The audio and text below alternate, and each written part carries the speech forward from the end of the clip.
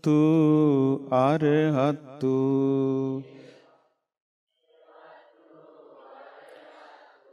ගෞතම නම් වූ අපගේ සම්මා සම්බුදුරජාණන් වහන්සේ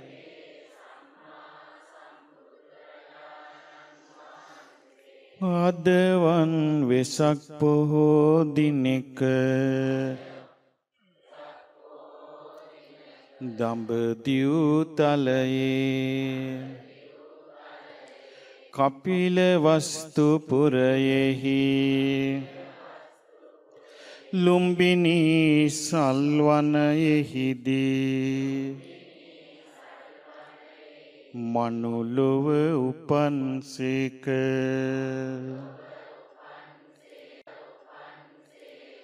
ඒ ලුම්බිනී සල්වනයට මම නමස්කාර කරමි. මාගේ නමස්කාරය වේවා. සාදු. අපගේ භාග්‍යවතුන් වහන්සේ 29 වැනි වියෙහිදී සතර පෙර නිමිති දැක ජාති ජරා මරණයෙන් නිදහස් වීම පතා අබිනික්මන් කළසේක. අමා මහ නිවන සොයමින් සය අවුරුද්දක් පුරා දුෂ්කර ක්‍රියා කළසේක. අදවන් වෙසක් පොහෝ දිනක දඹදිව ගයාවෙහි නිරංජරා නදිය අසබඩ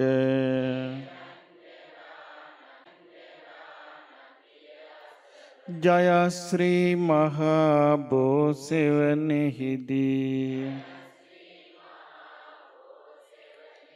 වජිරාසනය මත වැඩහිඳ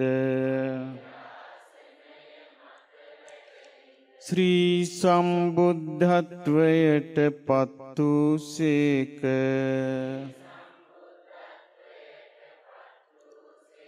අපගේ භාග්‍යවතුන් වහන්සේගේ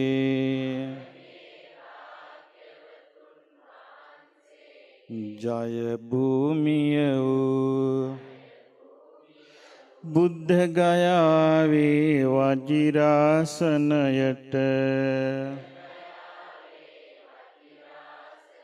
මම නමස්කාර කරමි.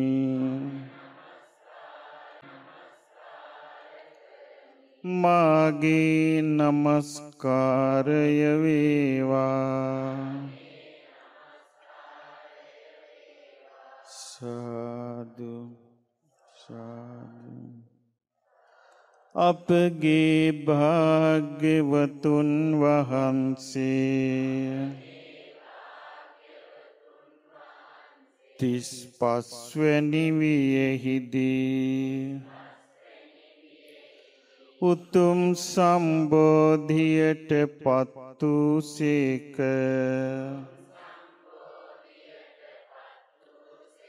සම්බුද්ධත්වයෙන් පසුව 45 වසරක් ඉරිදි ප්‍රාතිහාර්ය දක්වමින්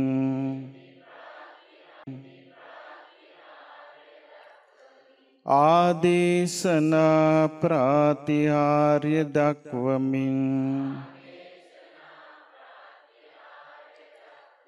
අනුශාසනී ප්‍රාතිහාර්ය දක්වමින්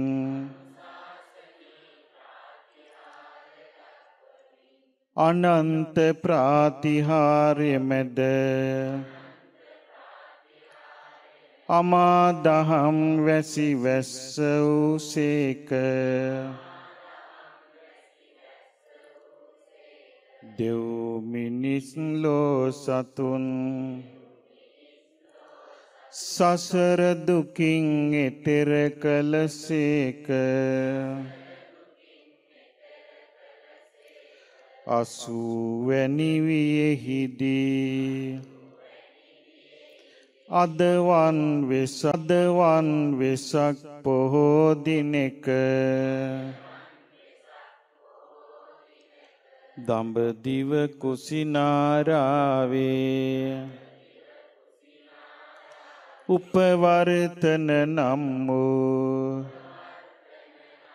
සල්වනයෙහිදී පිරිනිවන් පාවදාලසේක.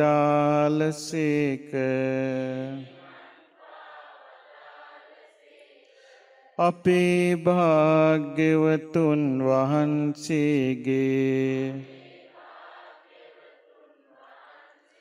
ඒ පිරිනිවන් භූමියට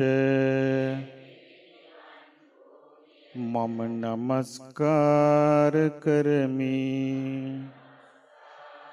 මාගේ නමස්කාරය වේවා. සාදු සාදු සාදු. පින්වත්නි, අපි සියලු දෙනා උපංගෙයි මෝඩයෝද නැනවත්තුද ඥානවන්තයෝ උපංගෙයි මෝඩයෝ. මේ කාලේ මිනිසයා හරි ඔලොමොට්ටල. මිනිස්යාව හරි ඉක්මනට රවට්ටන්න පුළුවන්. හරිද වැරදිද? මම කිව්වොත් මං ඊරේ මහ බ්‍රහ්මයත් එක්ක කතා කළා කියලා. පිළිගනීද නැද්ද? බොරුවක් ඒක. මං කතා කළේ නෑ. ඒ වගේ මම කිව්වොත් රහත් කියලා. නේ සාදු සාදු කියයි. බොරුවක් ඒක. මේ කාලේ මිනිස්සුන්ව හරි ලේසි රවට්ටන්ට. මිනිස්සුන්ට උනේ තෙරුවන් සරණ යන්න නෙමෙයි, අදහන්ට පේන කෙනෙක්. ඒකමයි මෝඩකම. ඒකමයි මෝඩකම. මේ කාලේ අදහන්ට පේන අය වන්න යන්න එපා. බුදුරජාණන් වහන්සේ පිරිනුවන් පෑවා කියලා උන්වහන්සේ සරණයන්ට අපිට බාධාවක් තියෙද? නෑ නේ. අපිට අපූර්වට පුළුවන් නේ සරණ යන්න. ඒ සරණ හිතේ පිටවා ගන්නට බැරිද? පුළුවන් නේ. සාරිපුත්ත මොග්ගල්ලාන ආදී ආරි මහා සංඝරත්නය පිරිනුවම් පෑවා කියලා අපිට සංඝරත්නය සරණ යන්න බැරිද? පුළුවන් නේ. ඉතින් මොකද්ද?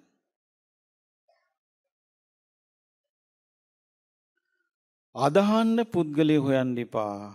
අමාරු වැටෙනවා. මේ ළඟදී මාව හම්බෙන්න අම්මා කෙනෙක් ආවා. ඇවිල්ලා කිව්වා ස්වාමීනි මං ගැන මේ බලව ගන්නට ආවේ. මම මොකද්ද කියලා. මම භාවනා දියුණුවක් ලැබුවා. මොකද්ද කියලා. අනාගාමී වුණා කිව්වා. ඉතින් ඒ අම්මා මන් ළඟටම ඇවිල්ලා කියන්නේ ඒ අම්මට කොයිතරම් විශ්වාසයක් ඇද්ද? වංකෝ හරි අම්මා හොඳටම ප්‍රත්‍යක්ෂද මේක? ප්‍රත්‍යක්ෂයි කිව්වා. වංකෝ එතකොට අම්මට සක්කාය දිට්ඨියක් නෑ කිව්වා. විචිකිච්ඡා නෑ කිව්වා. සීලබ්බත පරාමාසත් නෑ. කාමරාග පටික නෑ. මං කිව්වා කාමරාග පටික නෑ. මං කිව්වා හරි. දැන් අම්මා මුදල් පරිහරණය කරනවද නැද්ද කියලා ඇහුවා. මුදල් පරිහරණය කරනවා. මං කිව්වා අනාගාමි කෙනෙක් මුදල් පරිහරණය කරන්නේ නැහැ. අම්මා තක්කමුක්ක වුණා. මං කිව්වා අනාගාමි ඵලයටපත් වුණාට පස්සේ කාම වස්තුවක් පරිහරණය කරන්නේ නැහැ. අනාගාමියයි ගැන විස්තර ඕන තරම් ධර්මයේ තියෙනවා. එතකොට සත්‍ය වශයෙන්ම අනාගාමී වුණා නම් කාමයේ අතහරිනවා කියන එක ස්වභාව සිද්ධියක්. ආයි කාමයේ අතහැරපන් දැන් ඔයෙහිට කාමේ නැහැ කියලා කිව යුතු නැහැ. ඊට පස්සේ මං කිව්වා අම්මා දැන් මුදල් පරිහරණය කරනවා තුන් වෙල කාලා බිලා ඉන්නවා. දැන් අම්මා ওই මායාවෙන් ආත්මි දෙන්න කිව්වා. හැබැයි අම්මා ඒ වෙලෙම අතහැරියා. ඕනේ කෙනෙක් බේරුණා. එතකොට මේ මගපල ලබනවා කියලා මතයක් ගෙනියනවා මේ කොල්ලොත් හරියට අහු වෙනා මෝඩකමට. ඒ මතේ ගෙනියන අය කියනවා මාර්ගඵල දෙන්න පුළුවන් මාර්ගඵල තියෙන කෙනෙක්ට විතරයි. බොරු.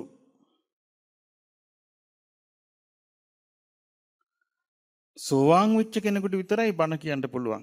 බොරු. මාර්ගඵල පුද්ගලයන්ට දෙන්න බෑ. මාර්ගඵල දෙන්නේ භාග්‍යවතුන් වහන්සේ පමණයි. මේ ධර්මයේ ස්වාමියා කවුද? ධම්මස්සාමි භාග්‍යවතුන් වහන්සේ. එතකොට මාර්ගඵල ලැබෙන්නේ ධර්මයෙන් විතරයි. පුද්ගලයෙකුට දෙන්න බෑ. පුද්ගලයෙකුට දෙන්න බෑ.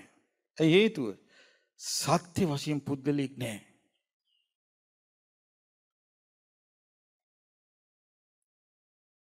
එතකොට පුද්ගලෙක් නැත්තම් පුද්ගලයෙකුට දෙන්නේ කොහොමද? මාර්ගඵල කියලා කියන්නේ ධර්මයේ තුලින් ඇති වෙන අවබෝධයක්. ඒක පුද්ගලයෙකුට දෙන්න බෑ. දැන් අපි ගමු බුදුරජාණන් වහන්සේ බෝසෙවනේ අදවන් වෙසක් පුන් පොහොව දවසක වජිරාසනයේ මත වාඩි වෙලා උන්වහන්සේ ශ්‍රී සම්බුද්ධත්වයට පත් වුණා. ඒක කවුරුවත් දුන්නද? නෑ. එහෙනම් ඒ මොකෙන්ද සම්බුද්ධත්වයට පත් උනේ? ධර්මයෙන්. උන්වහන්සේ නිකලෙස් වුණා. නිකලෙස් වුණේ මොකෙන්ද? ධර්මයෙන්. එහෙනම් බුදුරජාණන් වහන්සේ වේ ඊතර කෙරෙව්වෙත් උන්වහන්සේ තුල පහළ වෙච්ච ස්වයම්භූ ඥාණයෙන් පාල කරගත්තු ධර්මයෙන්. සාරිපුත්ත මහරහතන් වහන්සේ බුදුරජාණන් වහන්සේට පවන් සලසලා හිටියා සූකර කත කියන ලෙනේ. රජගහනුවර. රජගහනුවර සූකර කත ලෙන කියන්නේ අම්පාරේද? ඔළුව අවුල් වෙච්ච පිරිසක් කියාගෙන යනවා එහෙම එකක් මම ඒක කිව්වේ. රජගහනුවර සූකර කත ලෙනේ බුදුරජාණන් වහන්සේ ධර්ම දේශනාවක් කරගෙන ගියා දීඝනක කියන පරිබ්‍රාජකයෙකුට ධර්ම දේශනාව කළා. ඒ වෙලාවේ සාරිපුත්ත මහරහතන් වහන්සේ බුදුරජාණන් වහන්සේට පවන් සලසලා හිටියා. ඒ ධර්ම දේශනාව අහගෙන හිටියා සාරිපුත්යන් වහන්සේ. අහගෙන හිඳලා යෝනිසෝ මනසිකාරය යෙදුණා. යෝනිසෝ මනසිකාරය යෙදුණාම අර අහගෙන හිටපු ධර්මයේ අවබෝධ වෙලා ධර්මයේ අවබෝධය තුලින් නිකලෙස් වුණා. අරහත්ත්වයටපත් වුණා. එතකොට අරහත්ත්වයටපත් කළේ කවුද? ධර්මයයි. ධර්මයේ කාගේ මොවින්ද පහළ වුණේ? බුදු මොවින්. කාගේ හදවතේද ධර්මය උපන්නේ? බුදු හදවතේ. කවුරු හරි කිව්වොත් විනාඩි 10ක් සමාධිය වඩ아가න මෙහෙට එන්න මං ධානයට දාලා දෙන්නම්. බොරු.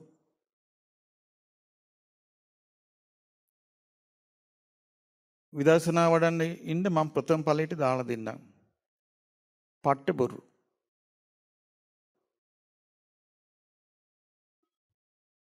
දන්නේ නැති මිනිස්සු මොකද වෙන්නේ? මේ බොරුවට අහු වෙනවා. අහු වුණාට පස්සේ උඩඟුකමක් ඇති වෙනවා, බේරන්න බෑ. අතහැරියේ තිසරණේ. නවතින්නේ සතර අපායේ.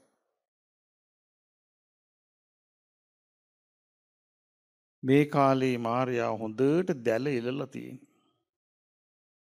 මේකින් ගැලවෙන්න දෙන්නේ බුද්ධ දේශනාවේ තියෙනවා සකුන්තෝ ජාලමුත්තෝව දැලින් පැනලා ගියපු කුරුල්ලෙක් වගේ අපෝ සග්ගාය ගච්ඡති ස්වර්ගයේ ඒකේ දෙවිය ලෝකයේ උපදින්නේ ටික පිරිසයි කිව්වා. අපි කියමු කුරුල්ලෝ ලක්ෂයක් ඉන්නවා. කුරුළු වැද්ද ඇවිල්ලා දැලක් ගැහුවා. උන දැලට ලක්ෂය අහු වුණා. එතකොට ඒ ලක්ෂයෙන් එකෙක් පැනලා යන්න හදනවා. එතකොට කුරුළු වැද්ද කල්පනා කරද්දී නැක්කමන්නේ ඌ ගියාවි. කියලා කල්පනා කරද්දී ඌවත් දැලට දායිද? මොකද්ද කරන්නේ? ඌවත් දැලට දානවා මිසක් නිදහස් වෙලා දෙන්නේ. ඒ වගේ මාර්යා හොඳට දැල ඉලලා තියෙන්නේ. ධර්මය ඉගෙන ගත්තු කෙනා ඒක දන්නවා. හොඳට ධර්මය ඉගෙන ගත්තු කෙනා දන්නවා. ධර්මය ඉගෙන ගත්තු නැති කෙනා උඩඟු කමින් මුලා වෙනවා. මුලා වෙලා කියාගෙන යනවා. එහෙම මේ කාලේ හරියට මම් මුලා වෙලා ඉන්නේ. ඒ මම් මුලා වෙලා ඉන්නකට තමයි මං හිතුවේ මේ නම් උපන් ගේ මොඩියෝ. ඒ සාමාන්‍ය මේ විෂයබද්ධ දැනුම මේකට ප්‍රමාණවත් නැහැ. මේකට වමනා කරන්නේ යෝනිසෝ මනසිකාරය. යෝනිසෝ මනසිකාරය කියන්නේ විශේෂබද්ධ දැනුමක් නෙවෙයි. ඒක උපතින් එන එකක්. ඒක බලෙන් රූපණය කරගන්න බෑ. ඒක පෙර ආත්මේ පින් බලයකින් මේ ආත්මේ අපිට උපදිනකොට ලැබෙන එකක්. යෝනිසෝ මනසිකාරය. එතකොට සම්මාදිට්ඨිය ඇති වෙන්න කරුණු දෙකක් ඕනේ. පරතෝ ഘോഷෝච යෝනිසෝ මනසිකාරෝ. පරතෝ ഘോഷ කියන්නේ අනුන්ගෙන් ඇහෙන්න ඕනේ. ඒක කියවන්න ඕනේ මේ කාලේ. එතකොට එහෙනම් බාහිර උපකාරක දෙයක් තියෙනවා. ඒ තමයි බාහිරව ලැබෙන්න ඕනේ. අභ්‍යන්තරීය උපකාරක දෙයක් තියෙනවා. ඒ මොකද්ද? යෝනිසෝ මනසිකාරය. මොකද්ද අභ්‍යන්තර උපකාරක දේ? යෝනිසෝ මනසිකාරය. සම්සෝ මනසිකාරය. සම්මා දිට්ඨිය ඇති වෙන්න කරුණු කීයක් උදව් වෙනවාද? කරුණු දෙකයි. මොනවද ඒ? පරතෝ ഘോഷ ප්‍රත්‍යයයි යෝනිසෝ මනසිකාරය. සෝවාන් ඵලයටපත් වෙන්න කරුණු කීයක් ඕනේද? 4යි. මොනවද ඒ? සත්පුරුෂයන්ගේ ආශ්‍රයයි සාධර්ම ශ්‍රවණය. අන්න දැක්කද? පරතෝ ഘോഷ කිව්වේ සාධර්ම ශ්‍රවණය. යෝනිසෝ මනසිකාරයයි ධම්මානුධම්ම පටිපදාව. යෝනිසෝ මනසිකාරයට අනුකූලව ධර්මයේ පිටා සිටීම. දැන් ඔන්න හිතන්න, දැන් ඔබ අද ආර්ය උපෝසතේ සමාදන් වුණා. ආර්ය උපෝසතේ නැද්ද පෙන්නලා ඉර අවරට ගියන් පස්සේ ආහාර ගන්නේ නැහැ කියලා. දැන් ඉර අවරට ගියාද නැද්ද? අවරට ගියා. ආහාර ගන්න නැහැ. කවුද ආහාර ගන්න නැත්තේ? රහතන් වහන්සේලා. රහතන් වහන්සේලාට උපහාර පිණිස තමයි මේ කටයුතු කරන්නේ. මේකල ඒකත් නෑ, වළංගු නෑ මේකල කට්ටිය. මේකල කියනවා නෑ නෑ ඉතින් මේ මගපල් ලැබුවට රහත් වුණාට එහෙම නෑ, බෙහෙත් ගන්නවනේ. කන්ට පුළුවන් කියනවා. රහතන් වහන්සේලා බිහි වෙන්නේ දිවි පරදුවට තබා ධර්මයේ හැසිරීමෙන් නෙමෙයිද? ආගේ නිසා මම මේ කිව්වේ අර එහෙම කැළඹීමක් තියෙනවා. ඒකට අහු වෙන්නේ නැතුව ඉන්නයි. මෝඩය අහු වෙනවා. පින්වත්නි, අපි මේ වෙසක් පුන් පොහෝ දවසේ අපේ බුදුරජාණන් වහන්සේ ලුම්බිනී සල්වනේ උපන්නේ අද වගේ දවසක. උන්වහන්සේ ශ්‍රී සම්බුද්ධත්වයට පත් වුණේ අද වගේ දවසක. ඒ කොහෙද? අම්පාරිද? කොහෙද? ඔව් ඉන්දියාවේ. ගයාවේ උරුවේල ජනපදයේ නේරංජරා කියන නදිය. නේරංජරා කියන්නේ නිල් දිය දහර. ඉස්සර මට මතකයි මීට අවුරුදු 20කට කලින් මං යද්දි 20කට කලින් යද්දි නිල් දිය දහර ගැලුවා. දැන් නෑ. වෙල්ලා ගියා. නේරංජරා නදිය අසබඩ ඇසතු බෝරුක් සෙවනේ වජිරාසනයේ මත අදවැනි වෙසක් පොහොය දවසක එතකොට බෝධීන් වහන්සේ පැලවුණේ අපේ බෝසතාණන් වහන්සේ උපන් දවසේ.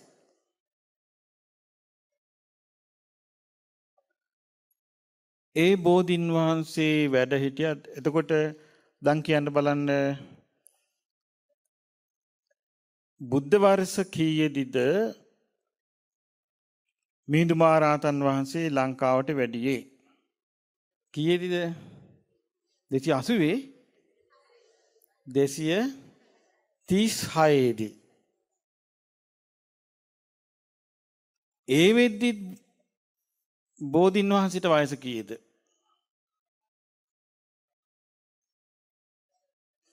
බුද්ධ වර්ෂයේ පටන් ගන්නේ බුද්ධත්වයෙන්ද පිරිනම් පෑමෙන්ද? බුද්ධ වර්ෂයේ පටන් ගන්න කියන්න බලන්න. බුද්ධ වර්ෂයේ පටන් ගන්නේ බුදුරජාණන් වහන්සේගේ උප්පැත්තියෙන්ද බුද්ධත්වයෙන්ද පිරිනම් පෑමෙන්ද? පිරිනිවන් පෑමෙන්. ඕන් ඒක දන්නෙත් නෑ. බුදුරජාණන් වහන්සේ පිරිනිවන් පාලා අවුරුද්දයි. දැන් බලන්න අපි කම මෙහෙම ප්‍රථම ධර්ම සංගායනාව සිද්ධ වුණේ කවද්ද? බුදුරජාණන් වහන්සේ පිරිනිවන් පාලා මාස 3කට පස්සේ. අන්න දැකලා පටන් ගත්ත විදිය. පිරිනිවන් පෑමෙන් අවුරුද්දකට පස්සේ. පිරිනිවන් පෑමෙන් අවුරුදු 2කට පස්සේ. පිරිනිවන් පෑමෙන් අවුරුදු 3කට පස්සේ.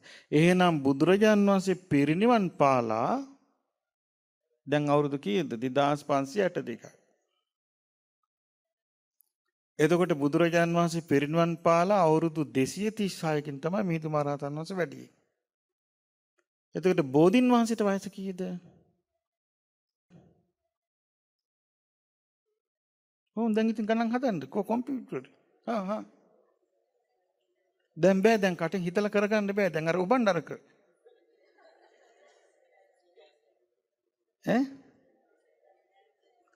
ඕන දැන් 236යි. 236ට කීයද එකතු කරන්න ඕනේ? 80ක්. දැන් කීයද? එතකොට මිහිඳු මහරහතන් වහන්සේ ලංකාවට වඩිනකොට ජයශ්‍රී මහ බෝධීන් වහන්සේට වයස අවුරුදු 316ක්. ඒ බෝධීන් වහන්සේගේ දක්ෂිණ ශාඛාව තමයි ලංකාවට වැඩම කළ අනුරාධපුරේ වැඩ හිඳෙව්වේ. ඔන්න ටික දවසක් ගියාම මිහිඳු මහරහතන් වහන්සේත් වැඩලා ටික දවසක් ගියාම අශෝක රජු ධර්මාශෝක රජු වන්නේ පළවෙනි බිසව කලුරිය කළා. පළවෙනි බිසවගේ නම මොකද්ද? පළවෙනි බිසවගේ නම මොකද්ද?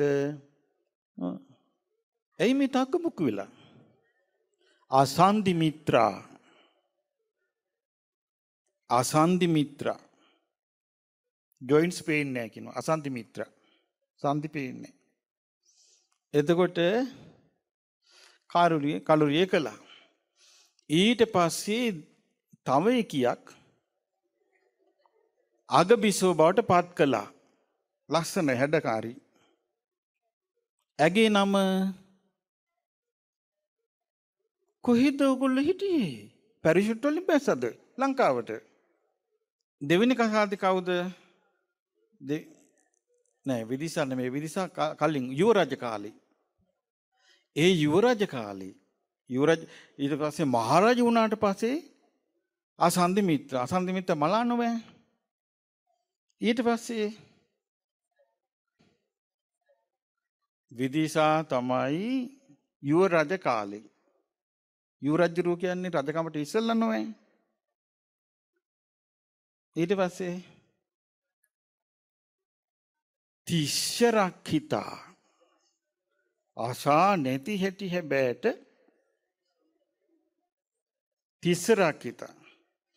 තිස්සරක් හිතා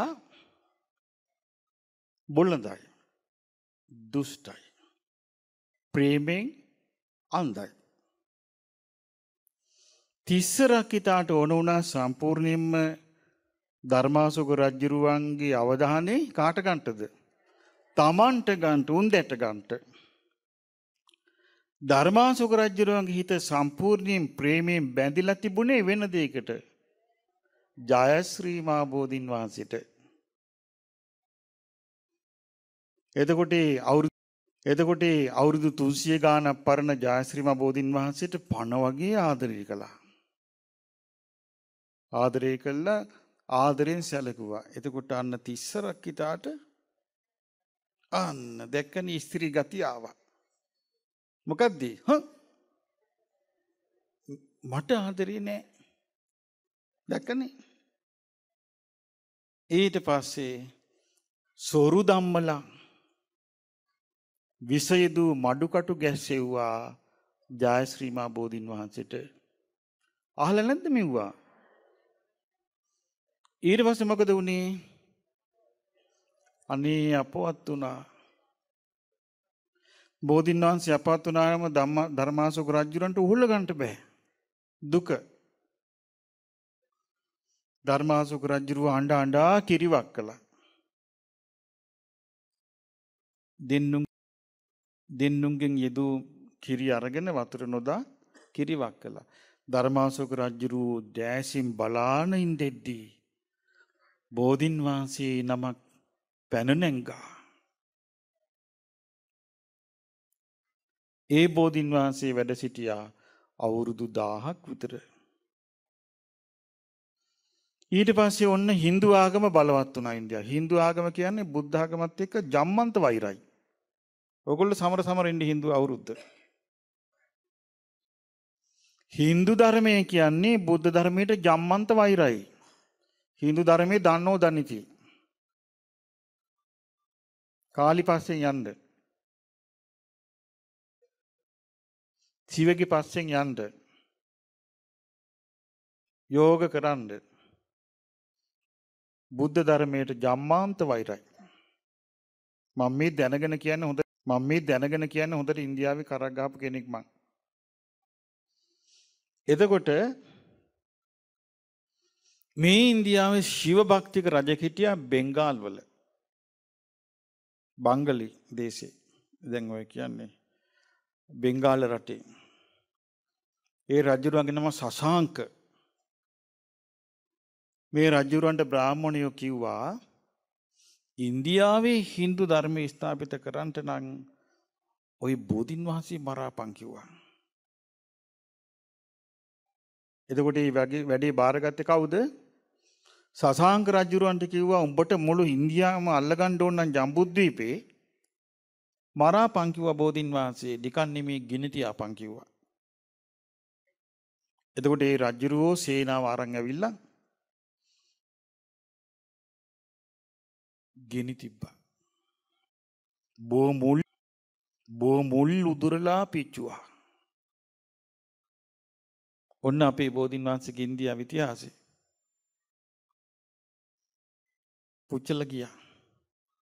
මේ මහා වැස්සක් වැස්සා. ටික දවසක් ගියේ මේ බෝපැලයක් හට ගන්නවා.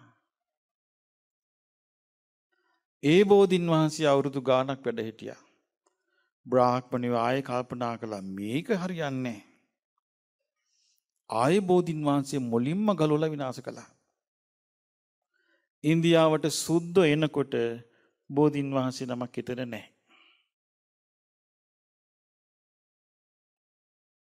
සුද්ධන්ට ඉස්සෙල්ලාම ඕන වුණා මේ සෙල්ලිපි කියවන්ට.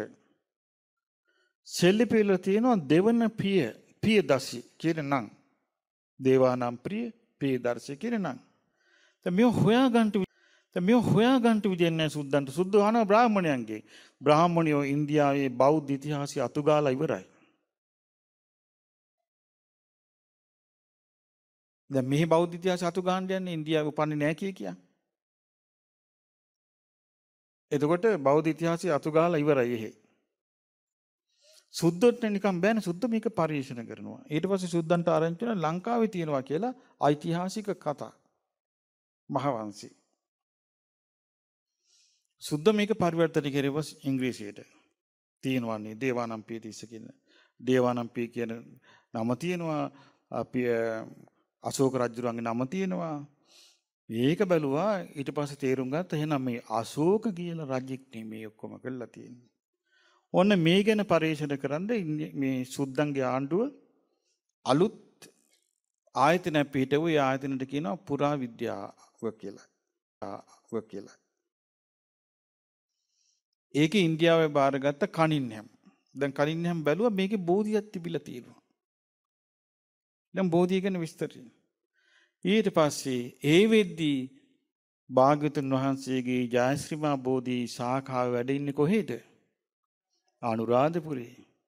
අනුරාධපුරෙන් ශාඛාවක් වඩම්මලා රූපණී කළා. ඒ බෝධින් වහන්සේ තමයි දැන් බුද්ධ ගයාවේ වැඩ ඉන්නේ. ඉතින් මේ විදිහට තමයි බුදුරජාණන් වහන්සේගේ බෝධින් වහන්සේ රැකුනේ. එතකොට බුදුරජාණන් වහන්සේ මහා අනුකම්පාවෙන් අනාගතයේ බලලා කිව්වා අනාගතයේ මේ ශාසනයේ ලංකාද්වීපේ පිහිටනවායි කියලා. එතකොට පින්වත්නි අපි මේ සංසාරේ කරක් ගගහ යන අය.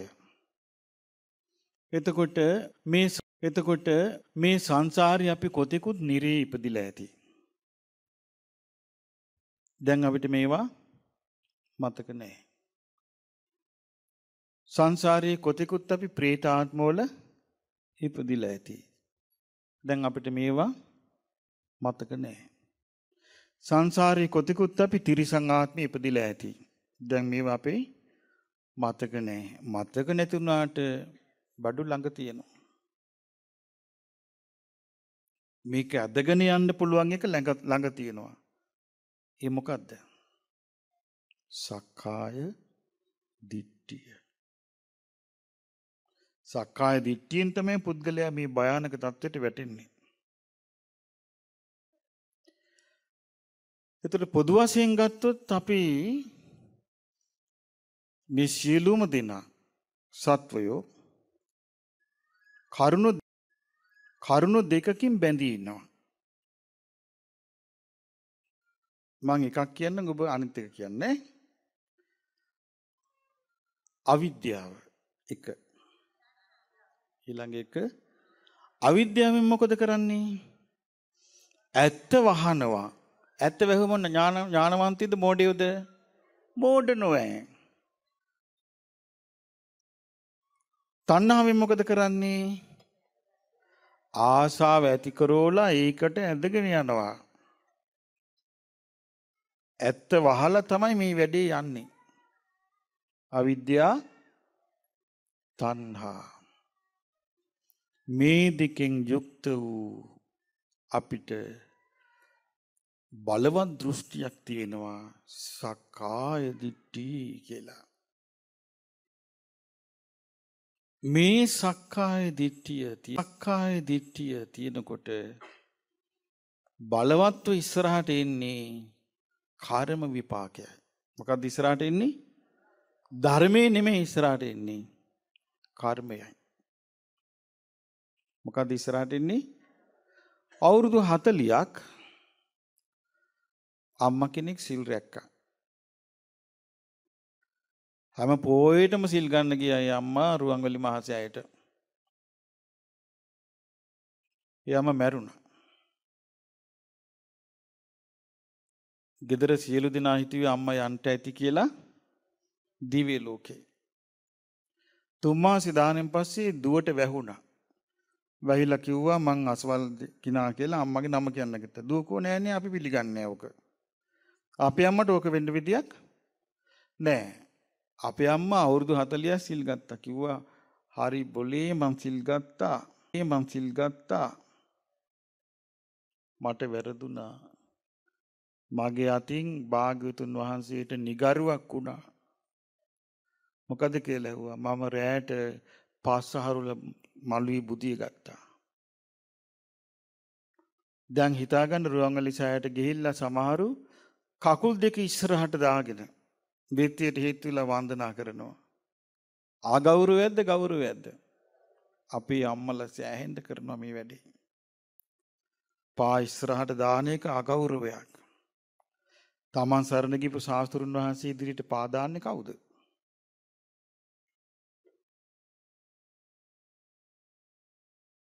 අමතක වෙලාවත් කෙරිලා නම් සමාව ගන්නට.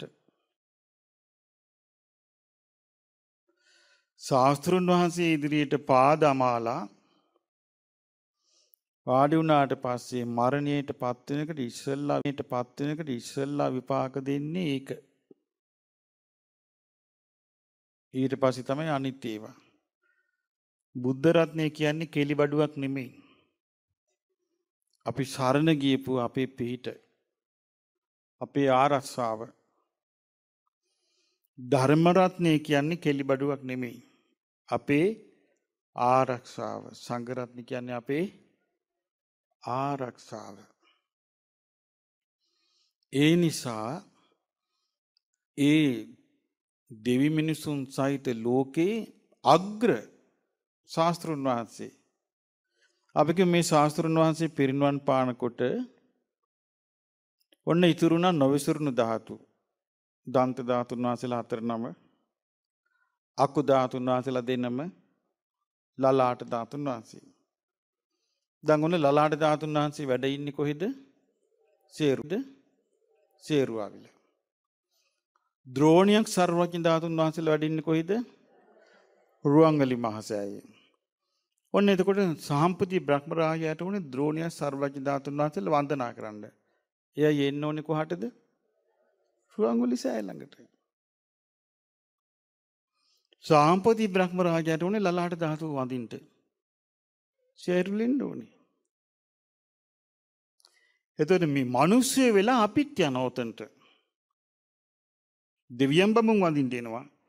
දෙවියන් බමුන් බොහෝම කරුසරු සහිතව වඳින්නේ. අපිත් එනවා එතනට.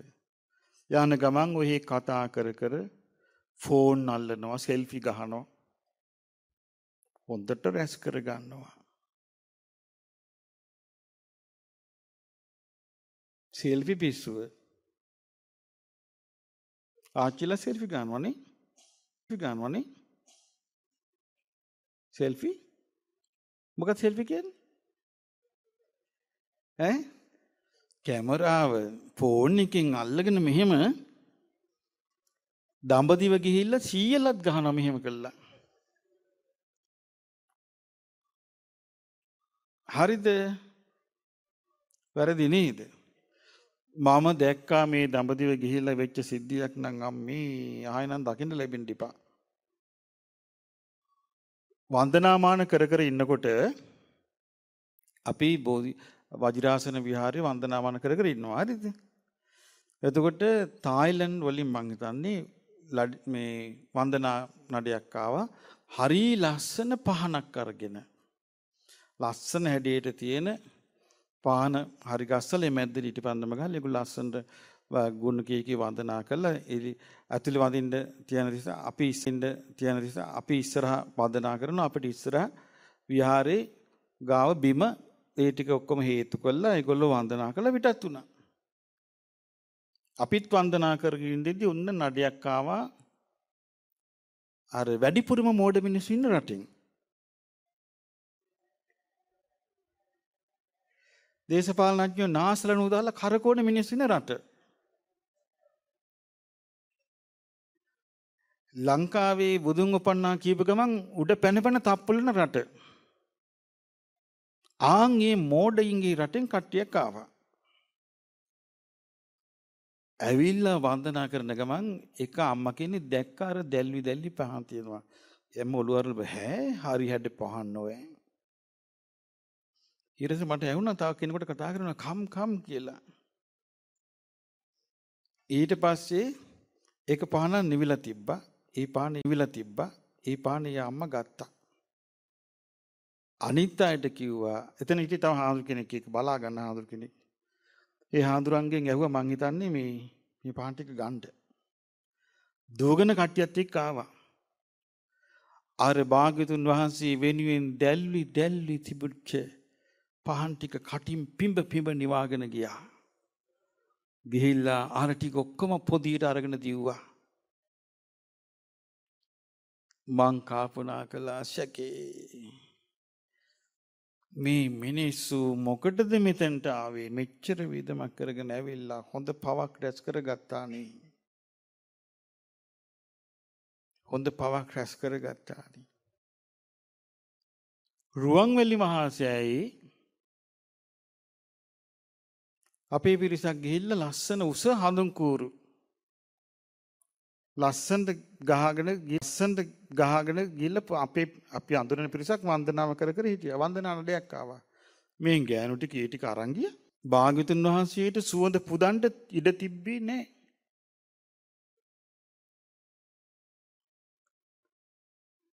තව පිරිසක් ඉන්නවා භාජනේ පූජා කළා මිනිස්සු වන්දනා කරනකොට භාජනේ හිමිහිට තමන්ගේ මල්ලට දා ගන්නවා.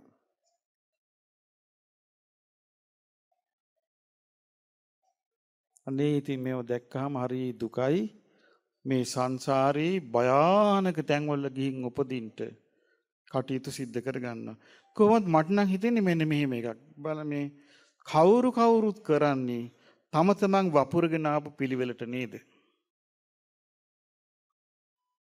තමන්ගේ කුඹුර වපුරාගෙන ආපු පිළිවෙලක් තියෙනවා. ඒ පිළිවෙලට තමයි මේ ආත්මෙත් ආයක කරන්නේ. ඒක වස්ත්‍රයට අයිති නෑ. ඒක ක්‍රියාවට අයිති. කුඹුර වපුරීම අයිති මොකේටද? කුඹුර වපුරනවා කියන්නේ හිතෙන් හිතනවා, වචනෙන් කියනවා, කායින් කරනවා. ඒක රටාවක් තියෙනවා අපි සංසාරේ අපේ එක එක්කෙනා කරගෙන ආපු. එතකොට මේ ආත්මෙත් කරන්නේ ඒ රටාවෙන්මයි. එහෙම රටාවෙන් කරගෙන එනකොට ඒකට අනුකූලව යට හැදිච්ච ස්වභාවයක් තියෙනවා. ඒකට කියනවා ධාතු ස්වභාවය. ධාතු ස්වභාවය. මොකද්ද? දුස්සීල කෙනාට එකතු වෙනවා. හොරාට එකතු වෙනවා.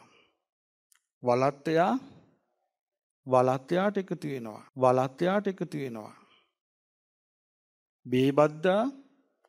බේබද්දාට එකතු වෙනවා. සිල්වතාට එකතු වෙනවා. ගුණවතාට එකතු වෙනවා. සත්පුරුෂයාට එකතු වෙනවා. මේක මොන ස්වභාවයද? ධාතු ස්වභාවය. ඉතින් මෙහෙම පැටලී යන අපට අනේ බුදු කෙනෙක් පහළ වුණා කියන කාරණේ ඔන්න අහන්න ලැබුණා. දැන් ඔන්න මේ ආත්මේ මැරිලා ගිහිල්ලා ඔබ දැන් අවුරුදු 500කින් ආයෙ මනුස්ස ලෝකෙට එනවා. එතකොට මෙච්චරවත් තියෙයිද? නෑ. එතකොට මහා මෙවුනාවක් නෑ. මේවත් නෑ. එතකොට බුද්ධ ආගම වෙනුවට හාත්පසින්ම වෙනස් දෙයක් උගන්න ඉදීවි. බුදුරජාණන් වහන්සේගේ ධර්මයක් නැතුව. අවුරුදු ඊට පස්සේ ඒක මැරිලා ගිහලා 1000කින් උපදිනවා. එතකොට මුකුත් නෑ. එක එක දේවල් අදහගෙන දුෂ්ට කමෙන් ඉඳී. එහෙම රටාවක තමයි මේ යන්නේ. ඉතින් පින්වත්නි අපේ බුදුරජාණන් වහන්සේ සම්බුද්ධත්වයට පත් වෙලා උන්වහන්සේ සක්කාදිට්ඨිය ප්‍රහාණය කරගෙන මේ ධර්මය අවබෝධ කළේ. සක්කාය දිට්ඨිය ප්‍රහාණය වෙන්න උදව් වෙන්නේ මොකද්ද? සක්කාය දිට්ඨිය කියන්නේ මොකද්ද?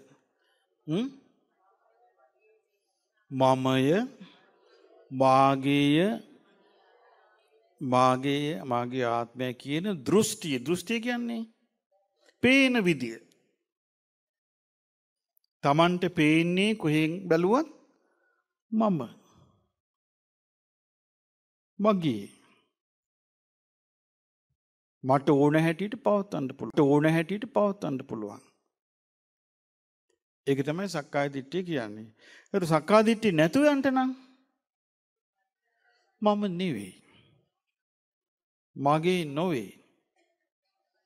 මට ඕන හැටියට පවත්වන්න පුළුවන් දෙයක් මේකේ නැහැ කියලා අවබෝධ වෙන්න ඕනේ. ඒක අවබෝධ වෙන්න නම් මොකද්ද අවබෝධ විය යුත්තේ? තව ටිකක් කියන්න බලන්න ජඹුරට. හරි. හේතු ප්‍රත්‍ය පටිච්ච සමුප්පාදේ තමයි. ඒක මේ වගේ එකක්. දැන් මේ පොළව ගම්මු. මහ පොළව. මහ පොළවේ අපි අඹ ගහක් හිටවනවා. අඹ ගහක් හිටවනවා. කොස් ගහක් හිටවනවා. දෙල් ගහක් හිටවනවා. පොල් ගහක් හිටවනවා. ගස් කීයක් හිටෙව්වද? 4. මොනවද? අඹ ගහක් හිටෙව්වා. ඈ? මතක නැහැ? අඹ ගහක් හිටෙව්වා. කොස් ගහක් හිටෙව්වා. පොල් ගහක් හිටෙව්වා. දෙල් ගහක් හිටෙව්වා. හරි. අඹ ගහෙන් හටගන්නේ අඹ ගෙඩි. දෙල් ගහෙන් හටගන්නේ දෙල් ගෙඩි. කොස් ගහෙන් හටගන්නේ කොස් ගෙඩි. පොල් ගහෙන් හටගන්නේ. එතකොට මේ ගස් හතරේ ඵල වර්ග 4ක්. පොළව 4 ආකාරද ඒකාකාරද? පොළව ඒකාකාරයි. පොළව එක සමානයි. එක සමානයි. ජලය 4 ආකාරද ඒකාකාරද? ඒකාකාරයි. ජලය සමානයි. ජලය උදව් කරේ. පොළව උදව් කරේ වැඩෙන්න. හැබැයි වැඩුණේ වෙන් වෙන් වශයෙන් 4ක්. නෙමෙයිද එහෙම? අඹ ඇටි හිටෙව්වේ යම්සේද ඒ විදිහට අඹ පැලි හටගත්තා. දෙල් ගස හිටෙව්වේ යම්සේද ඒ විදිහට දෙල් ගහ හටගත්තා. කොස් ගහ හිටෙව්වේ යම්සේද නමුත් මේ 4ට මේක සමාන ප්‍රත්‍ය එක සමාන උපකාර ලැබුණා. ජලේනුයි පොළවෙනුයි ආලෝකේනුයි එක සමාන උපකාර ලැබුණා.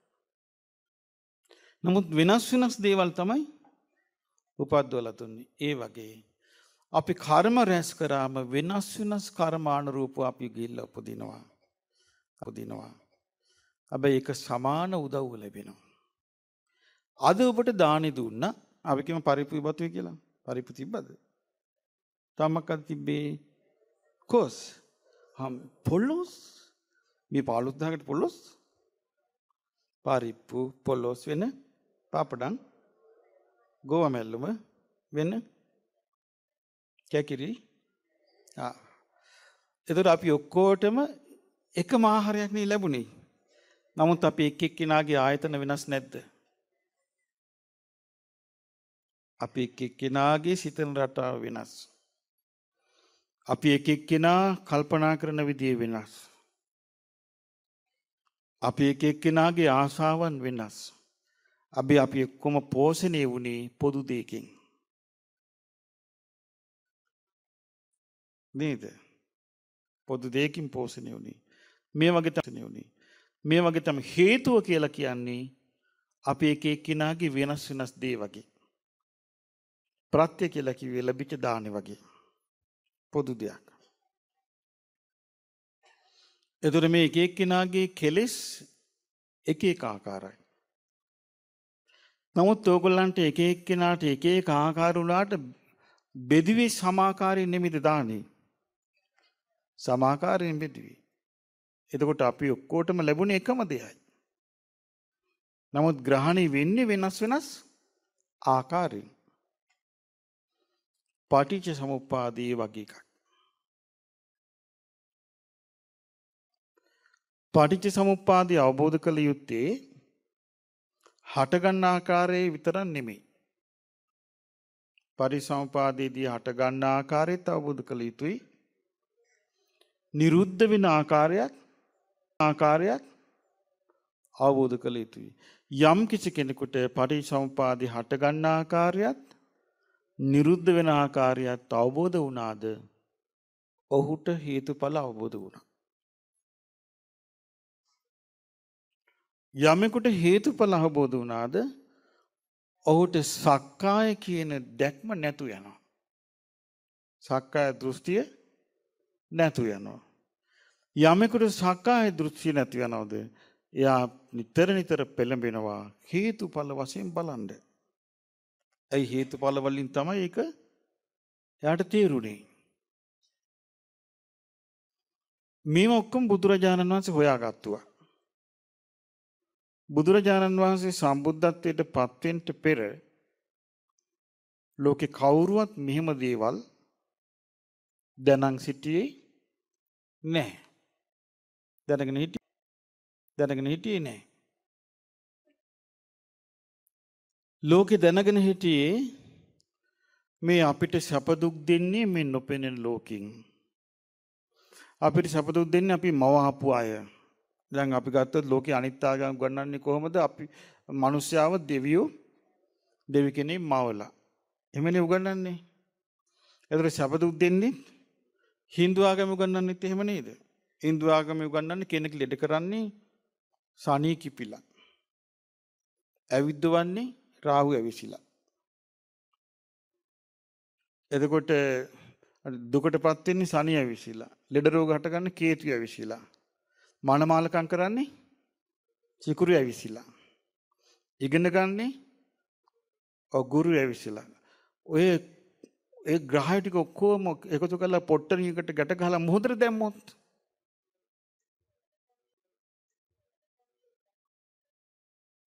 ඔක්කොම ඉවරයි නේද? භාග්‍යවතුන් වහන්සේ වදාළේ කොමක්ද? කම්ම දායාදෝ. කර්මය දායාද කරගෙන වාසය කරනවා. කම්ම යෝනි. කර්මය උප්පත්ති ස්ථාන කරගෙන වාසය කරනවා. කම්ම බන්දු. කර්මේ නෑදෑය කරගෙන වාසය කරනවා. කම්ම පටිසරණෝ.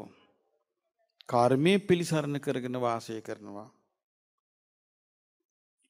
යම් කර්මයක් කරයිද කල්යාණ වූ හෝ පාපී වූ හෝ ඒ තමාගේ උරුමය වන්නේය. බුද්ධ දේශනාව මෙහිමයි තියෙන්නේ. එතකොට බුදුරජාණන් වහන්සේට මේ පටිච්චසමුප්පාදයේ උන්වහන්සේ අවබෝධ කළේ වජිරාසනී මත. වජිරාසනී මත අවබෝධ කරපු පටිච්චසමුප්පාද ධර්මය මේක කියනවා භාග්‍යවතුන් වහන්සේ එක් සමයක උරුවේල ජනපදයේ නේරංජරා නදී තෙර බෝධි රුක් මුල සම්බුද්ධත්වයට පත් වූ මුල් දවස්වල එක දිගට සත්තාහං කියන්නේ 7 දවසක් එක පළඟින් වැඩ හිටියා රහත් ඵල සමාපත්තියෙන්. එතකොට උන්වහන්සේ එක පළඟින් කියන්නේ මෙහෙම වාඩි වෙලා දවස් කීයක්ද? දවස් 7ක් එක දිගට හිටියා. අතකෝ භගවා තස්ස සත්තාහස අච්චේන ඊට පස්සේ භාග්‍යතුන් වහන්සේ ඒ 7 දවස් ඇවෑමෙන් තම්මා සමාධිම්මා වුට්ටහිට්වා. ඒ සමාධියෙන් නැගිට්ටා. නැගිටලා රාත්‍රී ප්‍රථම යාමී. ඒකේ 7 දවසකට පස්සේ උන්වහන්සේ අවබෝධ කරපු ධර්මයේ පළමු යාමේ පටිච්ච සමුප්පාදං අනුලෝමං සාදුකං මනසාකාසි ප්‍රතිත්‍ය සමුප්පාදය. ඒකේ මේ හේතුඵල ධර්මය මෙනෙහි කරන්නට පටන් ගත්ත අනුපිළිවෙලින් මෙනෙහි කරන්න පටන් ගත්ත අවබෝධ කරපු එක. දැන් බලන්න බුදුරජාණන් වහන්සේ පවා අවබෝධ කරපු එක මෙනෙහි කරනවා. මෙනෙහි කරන්න පටන් ගත්ත විදිය තියෙනවා. ඉති ඉමස්මින් සති ඉදං හෝති. මේ ඇති කල්හි මෙය වෙයි. මෙය තිබුණොත් මේ ඉමස්මින් සති කිව්වේ මෙය ඇති කල්හි මෙය වෙයි. මේ ඇත්තොත් තමයි මේක තිබුණොත් තමයි මේක වෙන්නේ. ඉමස්ස උපාදා මේ ඉපදුනොත් තමයි මෙය උපදින්නේ.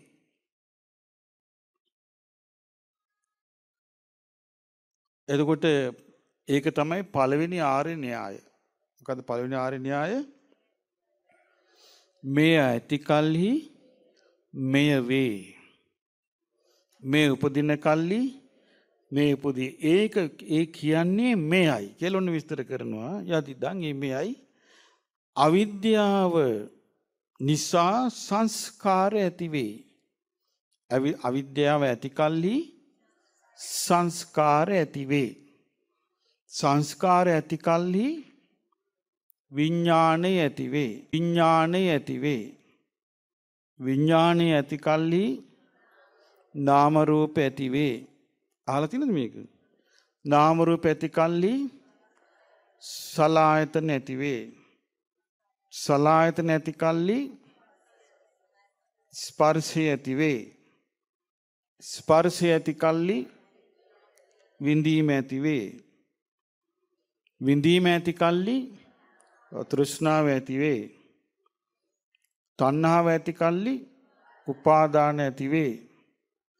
උපාදාන ඇති කල්හි භවය ඇති වේ. භවය ඇති කල්හි ඉපදෙයි.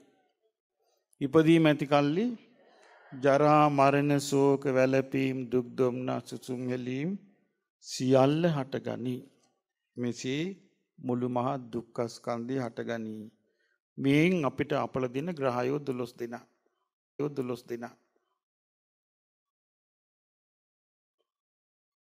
එතකොට තෙරුවන් සරණ ගියපු ශ්‍රාවකයා පිළිගන්නේ රවිචන්ද්‍ර කුජ බුද්ධ සනි ශුක්‍ර මේ කට්ටියද? ඒ මොන ධර්මද? ඒ හින්දු ධර්ම. ඒක හින්දු. අපි පිළිගන්නේ ඒක නෙමෙයි. අපි පිළිගන්නේ මොකද්ද? අවිද්‍යාව නිසා සංස්කාර ඇති වේ. සංස්කාර නිසා විඥානය ඇති වේ. විඥානය නිසා නාම රූප ඇති වේ. නාම රූප නිසා සලආයතන ඇති වේ. සලආයතන නිසා ස්පර්ශය ඇති වේ. ස්පර්ශය නිසා විඳීම ඇති වේ. විඳීම නිසා තණ්හාව ඇති වේ. තණ්හාව නිසා උපාදාන ඇති වේ. උපාදාන නිසා භවය ඇති වේ. භවය නිසා උපදී. ඉපදීම නිසා ජරා මරණ ශෝක වැළපීම් දුක් දුම්නස් සියල්ලම හටගනී. එතකොට පින්වත්නි දැන් ඔන්න ඔබ එහෙම හිතන්න. ඔබ ලෙඩ වෙනවා. ලෙඩ වෙනවා. දිගටම ලෙඩ වෙනවා. දැන් කෙනෙක් කියනවා මේ ලෙඩ වෙන්නේ නම් උඹලාට අපල ගිහිල්ලා බලවාපන් කියනවා. වේලපත්කඩ. දැන් ඒ යන්නේ මොන පාරේද? හින්දු පාරේ. එතකොට එයාගේ හිතේ තියෙන්නේ බුද්ධං සරණං ගච්ඡාමි කියන එකක්ද හින්දු එකක්ද? හින්දු. අපිට ලෙඩ වෙනවා. දැන් මේ ළඟදී මම අසනීප වුණා ගොඩක්. මහත්තයෙක් ඇවිල්ලා අනේ ඔබ වහන්සේට අසනීප වෙනවනේ. මම කෝ මට අසනීප වෙනවා. මොකද මං ඉපදිලා ඉන්නේ. ඒ නිසා ජරා ව්‍යාධි මරණ ශෝක වැළපීම් දුක් දුම්නස් ඔක්කොම මට හට ගන්නවා. ඔයාට එහෙම නැද්ද කියලා ඇහුවා.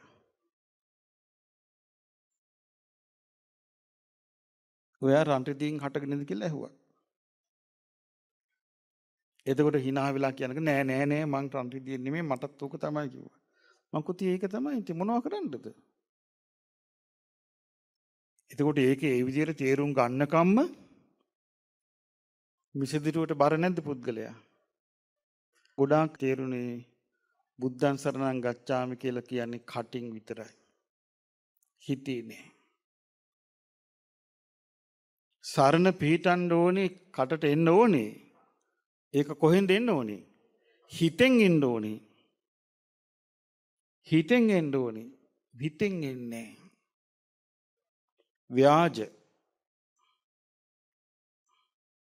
ව්‍යාජ ශ්‍රාවකයෝ. අවංක ශ්‍රාවකයෝ නෑ. ඒක මං හිතන්නේ මේ බුදුරජාණන් වහන්සේගේ ශ්‍රාවකයන්ට ඒක වීම ශාස්ත්‍රුන් වහන්සේටත් අගෞරවයක් නේද? ව්‍යාජ ශ්‍රාවකයෝ බිහිවීම. අවංක ශ්‍රාවකයා සීකරන්නේ ශාස්ත්‍රුන් වහන්සේව නේද? එතකොට බුදුරජාණන් වහන්සේ මේ පරිසම්පාද ගැන කියලා තියෙන කාරණේ අපි ටිකක් මෙහෙම කල්පනා කරමු. අවිද්‍යාව නිසා සංස්කාර හට ගන්නවා. අවිද්‍යාව කියලා කිව්වේ මොකද්ද අපි? ඔව්. දුක්ඛාරි සත්‍ය පේන්නේ. දුක හටගන්න හේතු වුණේ මොකද්ද කියලා පේන්නේ. මේ හේතු නැති වුණොත් ඵලෙ නැති වෙනවා කියලා පේන්නේ. ඒ සඳහා තියෙන ආර්ය අෂ්ටාංගික මාර්ගය කියලා පේන්නේ නැහැ. ඒකට මොකද්ද කියන්නේ? අවිද්‍යාව. මේ අවිද්‍යාව නිසා තමයි සංස්කාර තියෙන්නේ. සංස්කාර කිව්වේ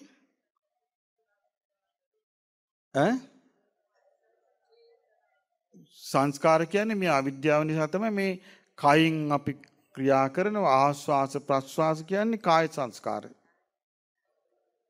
වචනින් මෙනෙහි කරනවා වාචී සංස්කාර. මනසින් හිතනවා මනෝ සංස්කාර. දැන් ඔන්න ඒක සංස්කාර. තව සංස්කාර තියෙනවා පුඤ්ඤාභි සංකාර පින් කරනවා.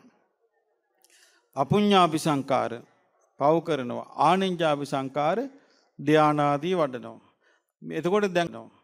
එතකොට දැන් අපි ගත්තොත් පින් පව් කරන්න හෝ හුස්ම ගන්න හෝ මොකද්ද තියෙන්න ඕනි? කයක් තියෙන්න ඉපෑ. පුඤ්ඤාභි සංකාර කිව්වේ පින් නැමැති සංස්කාර. අපුඤ්ඤාභි සංස්කාර කිව්වේ පව් නැමැති සංස්කාර. ධ්‍යාන අභිඥා නැමැති සංස්කාර. මේ මොනවා හටගන්නත් සිතකය වචනේ තියෙන්න ඕනේ නේද? සිතකය වචනේ නැතුව කොහොමද සංස්කාර හටගන්නේ?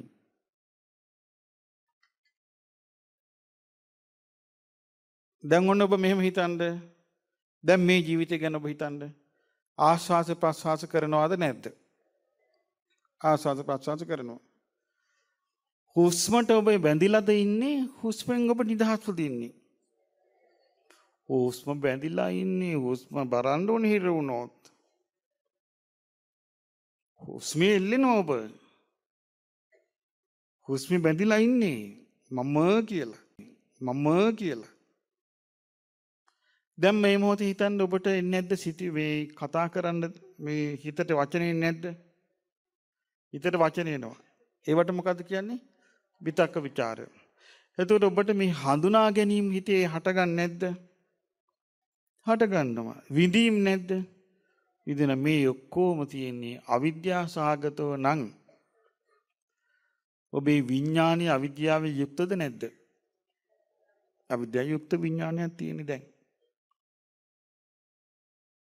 බුදුරජාණන් වහන්සේ වදාළා අවිද්‍යාවෙන් යුක්ත විඥානයක් පහළ වෙනවා මේ ආයතන හයේම. ආයතන හයේම පහළ වෙනවා. ආයතන හය කියන්නේ මොනවද? ඇස. එතකොට ඇසේ පහළ වෙන්නේ මොකද්ද? චක්කු විඥානි. කනේ පහළ වෙන්නේ මොකද්ද? කනේ පහළ වෙන්නේ මොකද්ද? සෝත විඥානි. නාසයේ පහළ වෙන්නේ ගාහන විඥානි. දිවේ පහළ වෙන්නේ ජීව විඥානි. කායේ පහළ වෙන්නේ කාය විඥානි. මනසේ පහළ වෙන්නේ. නමුත් අපි දන්නවද එහෙම එකක්? අපිට තේරෙන්නේ කොහොමද? අපි මේ විඥානේ පහළ වෙන එකක් අපිට තේරෙනවද? අපිට තේරෙන්නේ මොකද්ද? ශා ලස්සන රූපයක්. අපු අන්න අරකි පේනවා පෙන්වන්න බෑ කියනවා. එතකොට දෙකයි. ආන් දාන්සලා අයිස්ක්‍රීම් කමු කියනවා. පේනවා. නේද? ඉතින් අපිට පේනකට අපි හැමදේශෙම බලන්නේ කොහොමද?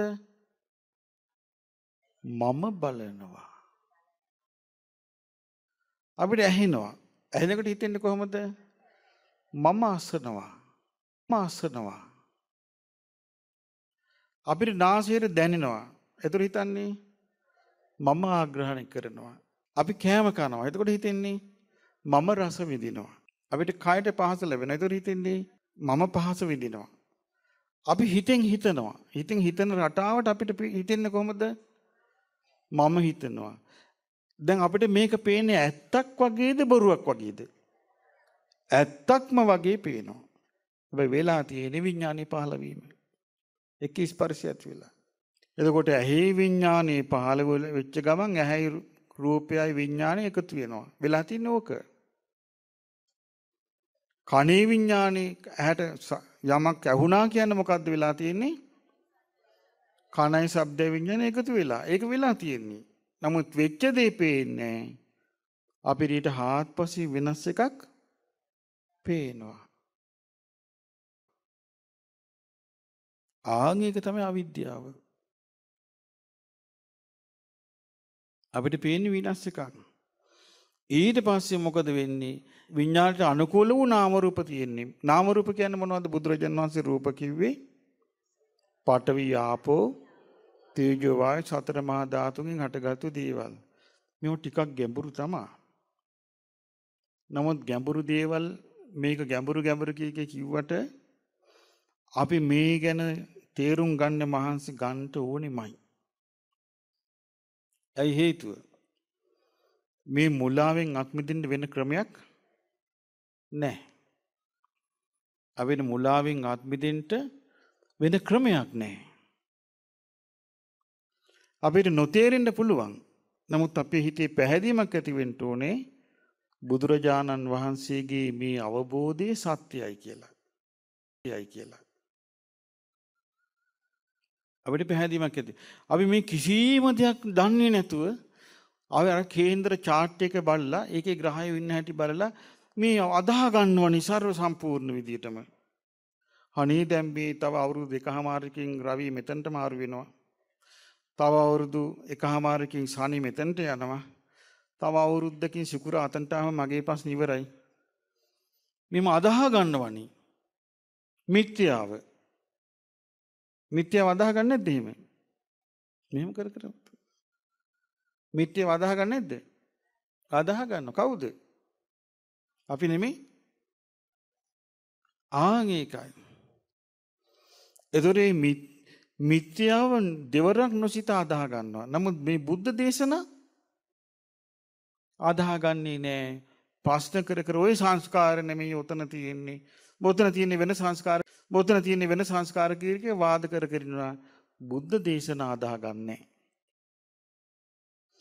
පින්වත්නි මේ බුදුරජාණන් වහන්සේ වදාළ බුද්ධ දේශනා අපි අදාහ ගන්න ඕනේ. මේක මේ විදිහට වෙන්නේ. එතකොට නාම රූප නිසා ආයතන 6ක් මේ ඇස කන නාසය දිවකය මනසේ. ඒ කියන්නේ දැන් ඇහැ කියලා කියන්නේ සතර මහා ධාතුත් වැඩ කරනවා. ස්පර්ශයත් වැඩ කරනවා. වේදනාත් වැඩ කරනවා. තණ්හාත් වැඩ කරනවා. චේතනාත් වැඩ කරනවා. දැන් අපි කියමු මෙහෙම. ඔන්න ඇහෙන් අපිට ආශ කරන දේක් පේනවා. පේනකොට හිතට විඳීමක් ඇති වෙනවා. ඒ විඳීම ඇති වුණේ ඇස ඔස්සේ. එතකොට ඇහි විඳීම ඇති වෙන ගතිය තියෙනවා. අපිට මිහිරි හඬක් ඇහෙනවා. එතකොට හිතට සතුටක් ඇති වෙනවා. ඒ සතුට ඇති වුණේ කන ඔස්සේ. එහෙනම් කනේ තියෙනවා විඳින ගතිය. නාසයේ තියෙනවා ඒ විදිහට. දිවෙත් තියෙනවා, කයෙත් තියෙනවා. මේවට පින්වතුනි කියන්නේ ආයතන 6. ආයතන 6 නිසා අපිට ස්පර්ශ වෙනවා මේ අරමුණු. එකතු වෙනවා. ස්පර්ශ වෙනවා කියන්නේ එකතු වෙනවා. එකතු වුණාට පස්සේ මොකද වෙන්නේ? විඳිනවා. එකතු වුණාම විඳිනවා. මේකට කොච්චර වෙලාවක් යන්න බෑද්ද? පැය වෙලාවක් කියන්න බෑ. එච්චර වේගවත්. වෙලාවක් කියන්න බැරි තරම් වේගින් තමයි මේක සිද්ධ වෙන්නේ. එතකොට විඳීම හටගත්තු ගමන් මොකද වෙන්නේ? ගමන් මොකද වෙන්නේ?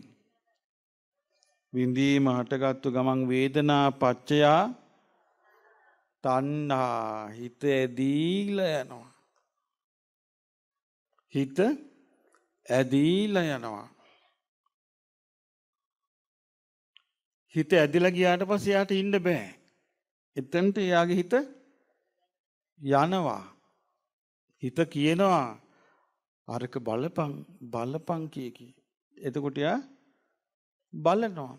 හිත කියනවා අරක අසාපං කියලා. එතකොට එයා අහනවා. හිත කියනවා අරක කාපං ආරක බීපං. එතකොට බොනවා. එතකොට ඒ මොකද්ද? තෘෂ්ණාව. දැන් ඔන්න අද අපි මෙතනට ඇවිල්ලා වාඩි වෙලා ඉන්නවා. මේ පහසු වාඩි විල්ලියක්ද අපහසු එකක්ද? අපහසු එකක්. මේ කැපවීමක්. අපි කැමති මේ විදිහට අතපය හකුලගෙන මේ විදිහට දාඩිය ගොඩේ මෙහෙම ඉන්නද? නැත්නම් හොඳ සනීපෙට ලොකු ඇඳක හාන්සි වෙලා හුලං වැඩි ඉන්නද? ආස මොකද්ද? අරකනේ දැන් කියපෙකනේ. ඔව් නමුත් දැන් අපි කැප වෙලා තියෙන්නේ මොකද්ද මේ? මේක ඉන්ද්‍රිය দমনේ. මේක මොකද්ද? ඉන්ද්‍රිය দমনේ. මේ ඉන්ද්‍රිය দমনේ තමයි ටික ටික මේ පුරුදු කරන්නේ. මේ විදිහට පුරුදු කරගෙන ගිහින් මනස මෝරණ කාලෙට මේ විදිහට ඉන්ද්‍රිය দমনේ පුරුදු කරගෙන ගියාම ටිකෙන් ටික අවංකවම කළොත් බොරුවට කළොත් නම් කරන්න දෙයක් නැහැ.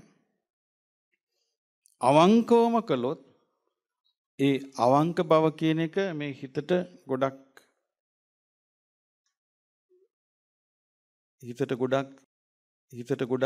බලවත් එකක්.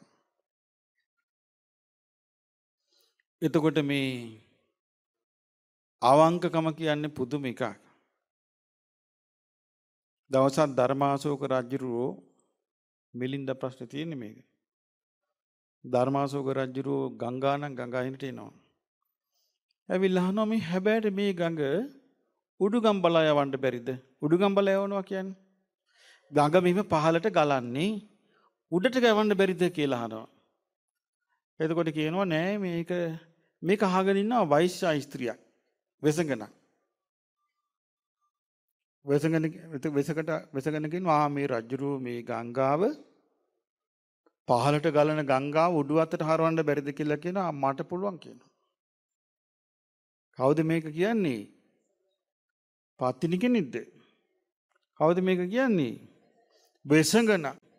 වෙසඟන.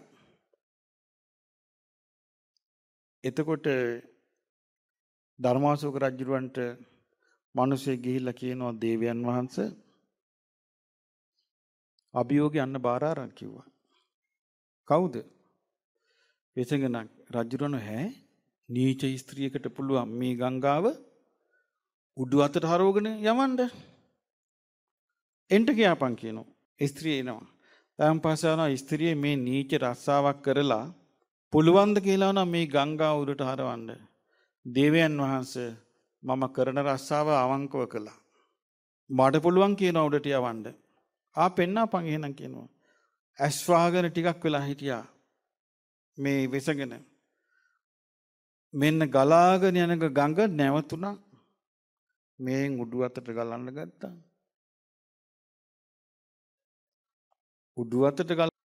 උඩු අතට ගලන්න ගත්තා.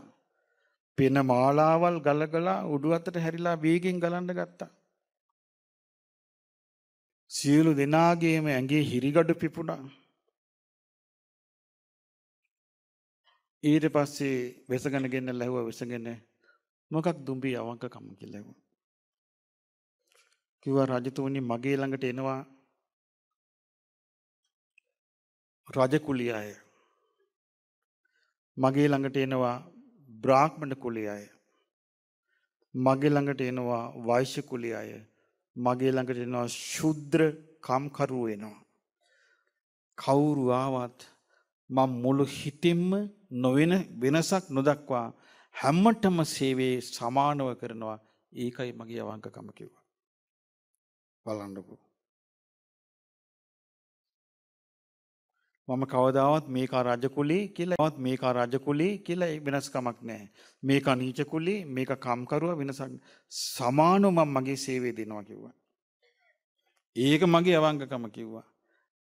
ඒ අවංකකමටත් පුළුවන් නම් ගංගාවක් ගලවලා උඩ අතට හරවන්න. දැන් බලන්න හිතලා වෙසඟනේ එතකොට රජුරවන්ට වැඩ පෙන්නුයි.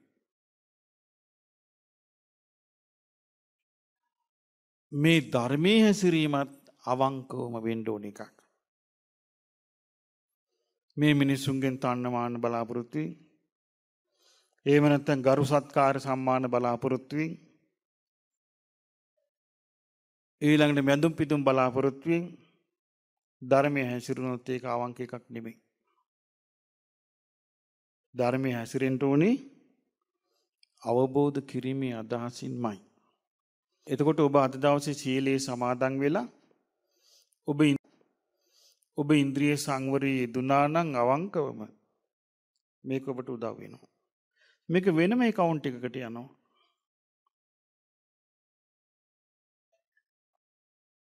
බුදු කෙනෙක් පහළ වුණාම ඉස්සෙල්ලාම බලන්නේ ඔබේ ශරීරය නෙමෙයි. බුදුවරයන්ට තියෙනවා ඉන්ද්‍රිය පරෝ පරියත්ත ඥානය කියලා ඥානයක්. ඒ ඥාණයෙන් බලන ඔබේ හිත යෝනිසෝ මනසිකාරයේ ඇති වෙන විදියට පුරුදු කරපු එකක්ද කියලා. ඊට පස්සේ බලනවා මේ පුරුද්දට උදව් වුණේ මොකද්ද? ඒ පුරුද්දට උදව් වුණේ මරණානුස්සතිය නම් මරණය ගැන දහම් දේශනවා. ඒ පුරුද්දට උදව් වුණේ අසුබේ නම් අසුබේ ගැන දහම් දේශනවා. ඒ පුරුද්දට උදව් වුණේ අනිත්‍ය මනසිකාරය නම් අනිත්‍ය ගැන දහම් දේශනවා. ඒ පුරුද්දට උදව් වුණේ අනාත්ම මනසිකාරය නම් අනාත්ම මනසිකාරයෙන් දහම් දේශනවා. වහා අවබෝධ කරනවා. දැන් එතකොට බලන්න කෙනෙක් පුරුදු කරපු රටාවෙම නෙමෙයිද යන්නේ. මං කිව්වේ නැද්ද වපුරන රටාවෙම යන්නේ කියලා වපුරාගෙන. පුරුදු කරන රටාවෙන් යන්නේ. ඉතින් බුදුරජාණන් වහන්සේ මේ සම්බුද්ධත්වයට පත් වුණාට පස්සේ උන්වහන්සේ පටිච්චසමුප්පාද මෙනෙහි කළා. මේ හේතුඵල ධර්මයේ මෙනෙහි කළා. ඊට පස්සේ උන්වහන්සේ ගාථාවක් වදාලා. කවුරුත් කියන්නේ මේ ගාථාව? සාදු සාදු යදාහවි පාතු භවಂತಿ ධම්මා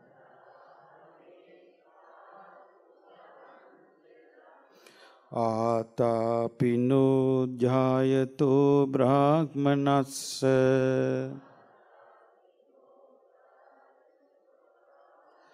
අතස්ස කංඛා වපයන්ති සබ්බා යතෝ පජානාති සහිතු ධම්මන්ති. බුදුරජාණන් වහන්සේ මේ පටිච්චසමුපාදය මෙනෙහි කරලා මේ ගාථාව පැවසුවා. උදානයක් මේ. උදානය කියලා කියන්නේ උතුරලා යනවා. ඕවර්ෆ්ලෝ. උතුරලා යනවා. උදානය කියන්නේ දැන් අපි කලයකට වතුර දානවා. කට ගාවෙන උතුරලා යනවා නම් වැඩි හරිය නේද? උදානය කියන්නේ මේ වගේ එකක්. එතකොට උන්වහන්සේ පටිච්චසමුපාදේ අවිද්‍යා පත්‍ය සංකාරයක හොඳට මෙනෙහි කරනකොට උන්වහන්සේට මෙන්න මේ ගාථාව නිකම්ම මෝට නැංගුණා. මොකද්ද? යදාහවේ පාතු භවಂತಿ ධම්මා ආතාපිනෝ ජායතෝ බ්‍රාහ්මනස්ස. ආතාපිනෝ කියන්නේ කෙලෙස් තවන වීරියෙන් යුතු. ජායතෝ කියන්නේ ධ්‍යාන වඩන. බ්‍රාහ්මනස්ස කියලා කියන්නේ නිකලෙස් රහත් මුනිවරයා.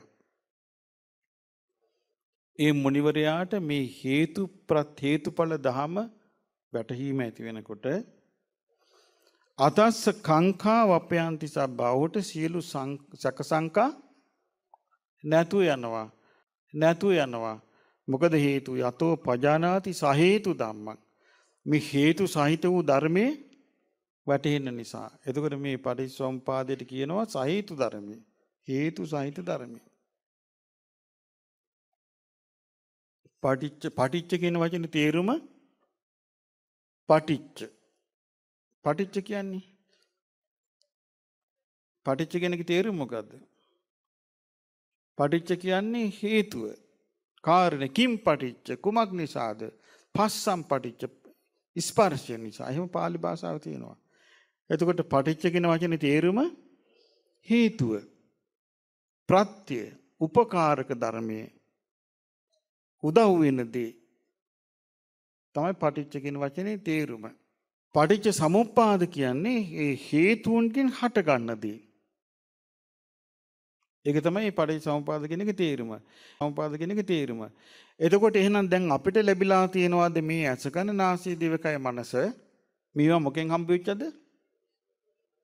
හේතුන් නිසා හම්බ වෙච්ච දේවල්. එතකොට මේ ඇස කන නාසය දිවකය මනස හම්බ වෙන්න අපට ලැබෙන්න දැන් අපි කියමු දැන් ඕගලන්ට හම්බෙලා තියෙනුනේ ඇස කන නාසය දිවකය මනස කියලා හයක්. ඕගොල්ලෝ ඔකට සැටිස්ෆයිද? දැන් සාහිබටපත් වෙලාද? මට මේ ඇස් දෙක ෂෝක් නෑ මදි. මේ කන් දෙක මට ෂෝක් ඒකත් මදි. මේ නාහි මිටුඩ චූට්ටක් වග ගැහුණා නම් හොඳයි. ඒකත් මදි. මේ දත් සෙට් එක නෑ මේක හරි නෑ වෙන එක තිබ්බනම් හොඳයි. මේ බෙල්ල නෑ මදි හීනි වුණා නම් හරි. මේ ඇඟ තවපොඩ උස ගියා නම් හොඳයි. සැටිස්ෆයිද? නෑ. මේ හිත මේ 6 ගැනම කලකිරෙන්න. මේ 6 අයිති දුකට. මේ 6ම අයිති දුකට. බුදුරජාණන් වහන්සේ වදාළ මහණෙනි යම් තැනක ඇස ඇද්ද එතන දුක ඇත. මේ ඇසේ තමයි සියලු රෝග හටගන්නේ. මේ කන් වල තමයි සියලු කන් රෝග හටගන්නේ. මේ නාසයේ තමයි සියලු දුක් හටගන්නේ. මේ කටේ තමයි හටගන්නේ දත් රෝග. මගෙම දැනුත් දත් කැක්කම. මේ දතට ඉදිනවා. ඕගලන්ට නෑ නේ හටගන්නේ. ෂෝක් නේ. දත් කැක්කම හටගන්නේ නැද්ද? එපා වෙන්නේ නැද්ද? වෙන්නේ නැද්ද? දාත් කැක්කම ගත්තාම මේ කනත් කැක්කමයි ඇහත් කැක්කමයි ඔළුවත් කැක්කමයි හටගන්නේ නැද්ද? මේ ආයතන 6 හටගත්තාම දුකමයි හටගන්නේ. කයේ ගත්තොත් කේසාන්තයේ සිට පාදාන්ති දක්වා රෝග නිද්දං රෝගයන්ගේ කැදැල්ල. එතකොට අපිට මේ ඇස කන නාසය දිවකය මනස කෙරෙහි කලකිරීමක් ඇති කරගන්න නැතුව අපි නැවත නැවත මේකම ආස කරගෙන හිටියාට අපිට ලැබෙන්නේ ආස කරන විදියට නෙමෙයි. ආස කරන විදියට නෙමෙයි ලැබෙන්නේ. එහෙනම් ආස කරන විදියට නෙමෙයි ලැබෙන්නේ. එහෙනම් කොහොමද ලැබෙන්නේ? වපුරපු විදියට. ආස කරපු විදියට නෙමෙයි ලැබෙන්නේ වපුරපු විදියට. වැපුරුවේ මිරිසට නම් රතුළුණුද හම්බෙන්නේ මිරිස්. වැපුරුවේ තල නම් තල. වැපුරුවේ සහල් නම් ආන්ගේ ආස කරපු විදිහට ලැබෙන්නේ. මේක ඉවරයක් නැහැ. මේකේ අවසානයක් නැහැ. කෙලවරක් නැහැ.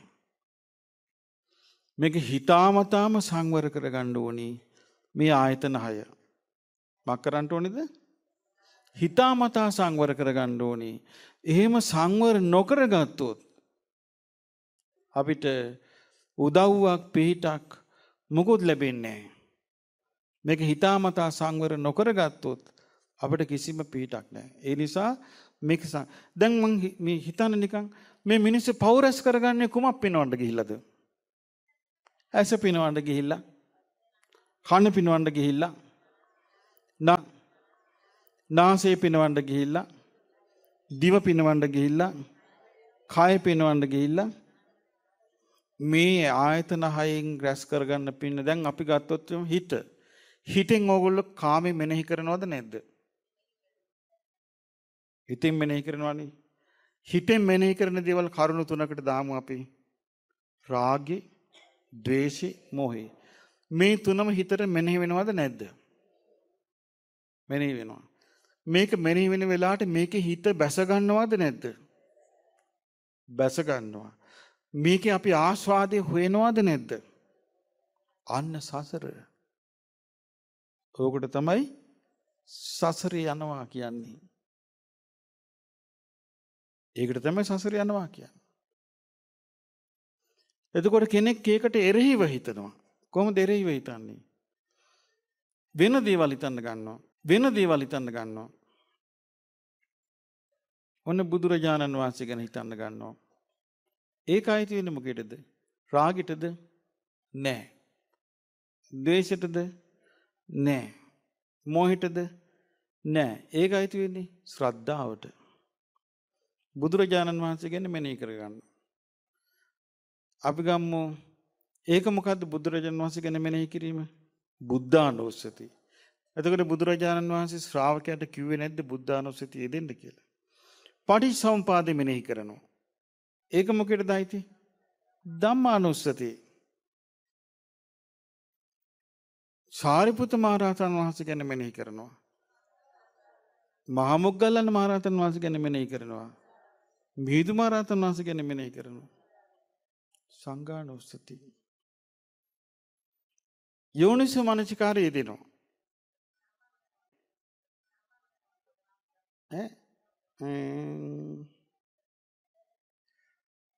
යෝනිසෝ මනසිකාරය යෙදෙනවා.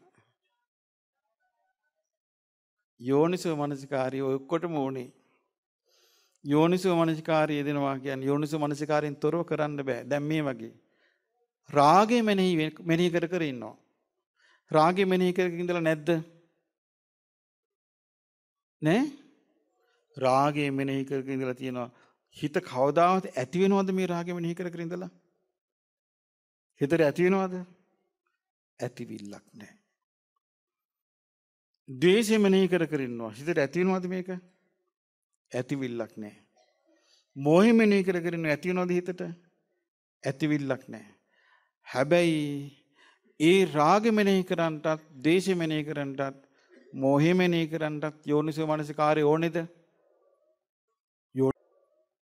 යෝනිසෝ මනසිකාරය ඕනේ. රාගය මෙනෙහි කරන්නටත්, ද්වේෂය මෙනෙහි කරන්නටත්, මෝහය මෙනෙහි කරන්නටත් යෝනිසෝ මනසිකාරය ඕනේද? දැක්කනේ. ඔව් කිව්වා. ඒ ඔක්කොම සිද්ධ වුණේ මොකෙන්ද? අයෝනිසෝ මනසිකාරයෙන්. හිත තියෙන්නේ යෝනිසෝ මනසිකාරයෙන් නෙමෙයි පින්වත්නි. හිත තියෙන්නේ කොහෙද? අයෝනිසෝ මනසිකාරේ. සුටුස් ගාලා රාගේ උපදිනවා. තප්පරයක් යන්නේ. සුටුස් ගාලා ද්වේෂය උපදිනවා. තප්පරයක් යන්නේ. මෝහය උපදවන්ට තප්පරයක් යන්නේ. සුටුස් ගාලා උපදිනවා. කුසලයක් උපදවන්ට මොනතරම් වීරියක් ගන්නවද? ඕන නිදිමත එනවා. කුසලයක් උපදවන්න මොනතරම් වීරියක් ගන්නවද? ඕන් අහක යන ආසාවක් හිතට එනවා. එක්ක ප්‍රශ්නයක් ආවක් හිතට එනවා. එක්ක ප්‍රශ්නයක් ඔලුවට එනවා. එක්ක මොන හරි තමන් දුකටපත් වෙච්ච එකක් මතක් වෙනවා. බාධා වෙනවද නැද්ද? බාධා වෙනවා. යෝනිසෝ මනසිකාරය කියන්නේ අර බාධාව මැඩගෙන ඒක මල පුබුදවා ගන්නවා වගේ මෙනෙහි කර කර උඩට ගන්න එක. මේ කාලේ මිනිස්සුන්ට නැති එක. මේ කාලේ මිනිස්සුන්ට නැති කිව්වට කමන්නේ. යෝනිසෝ මනසිකාරයෙන් මොකද්ද කරන්නේ? මල පුබුදවා ගන්නවා වගේ මෙනෙහි කර කර උඩට ගන්නවා. අරන් හිතේ බලවත් කර ගන්නවා. අරකට මොකුත් නැහැ. දැන් අපි ගමු ගඟක වේගෙන් ගහගෙන මහවැලි ගඟ වේගෙන් උතුරනවා දැකලා තියෙනවද? වේගෙන් යනවා.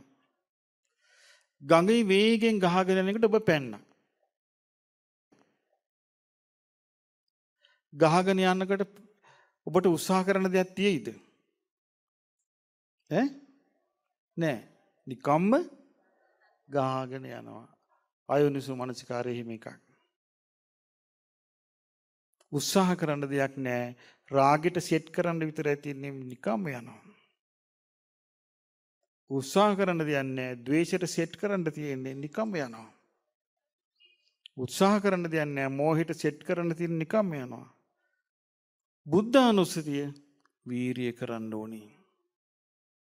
ධම්මානුස්සති වීරිය කරන්න ඕනේ. සංඝානුස්සති මේ වීරිය කිරිල්ල කරනකොට අපිට හැකියාවක් આવොත් මේක උඩට නංව ගන්න කරන රැස් කරන පිං අන්න යෝනිසෝ මනසිකාරයෙන් ඵල ලැබුවා.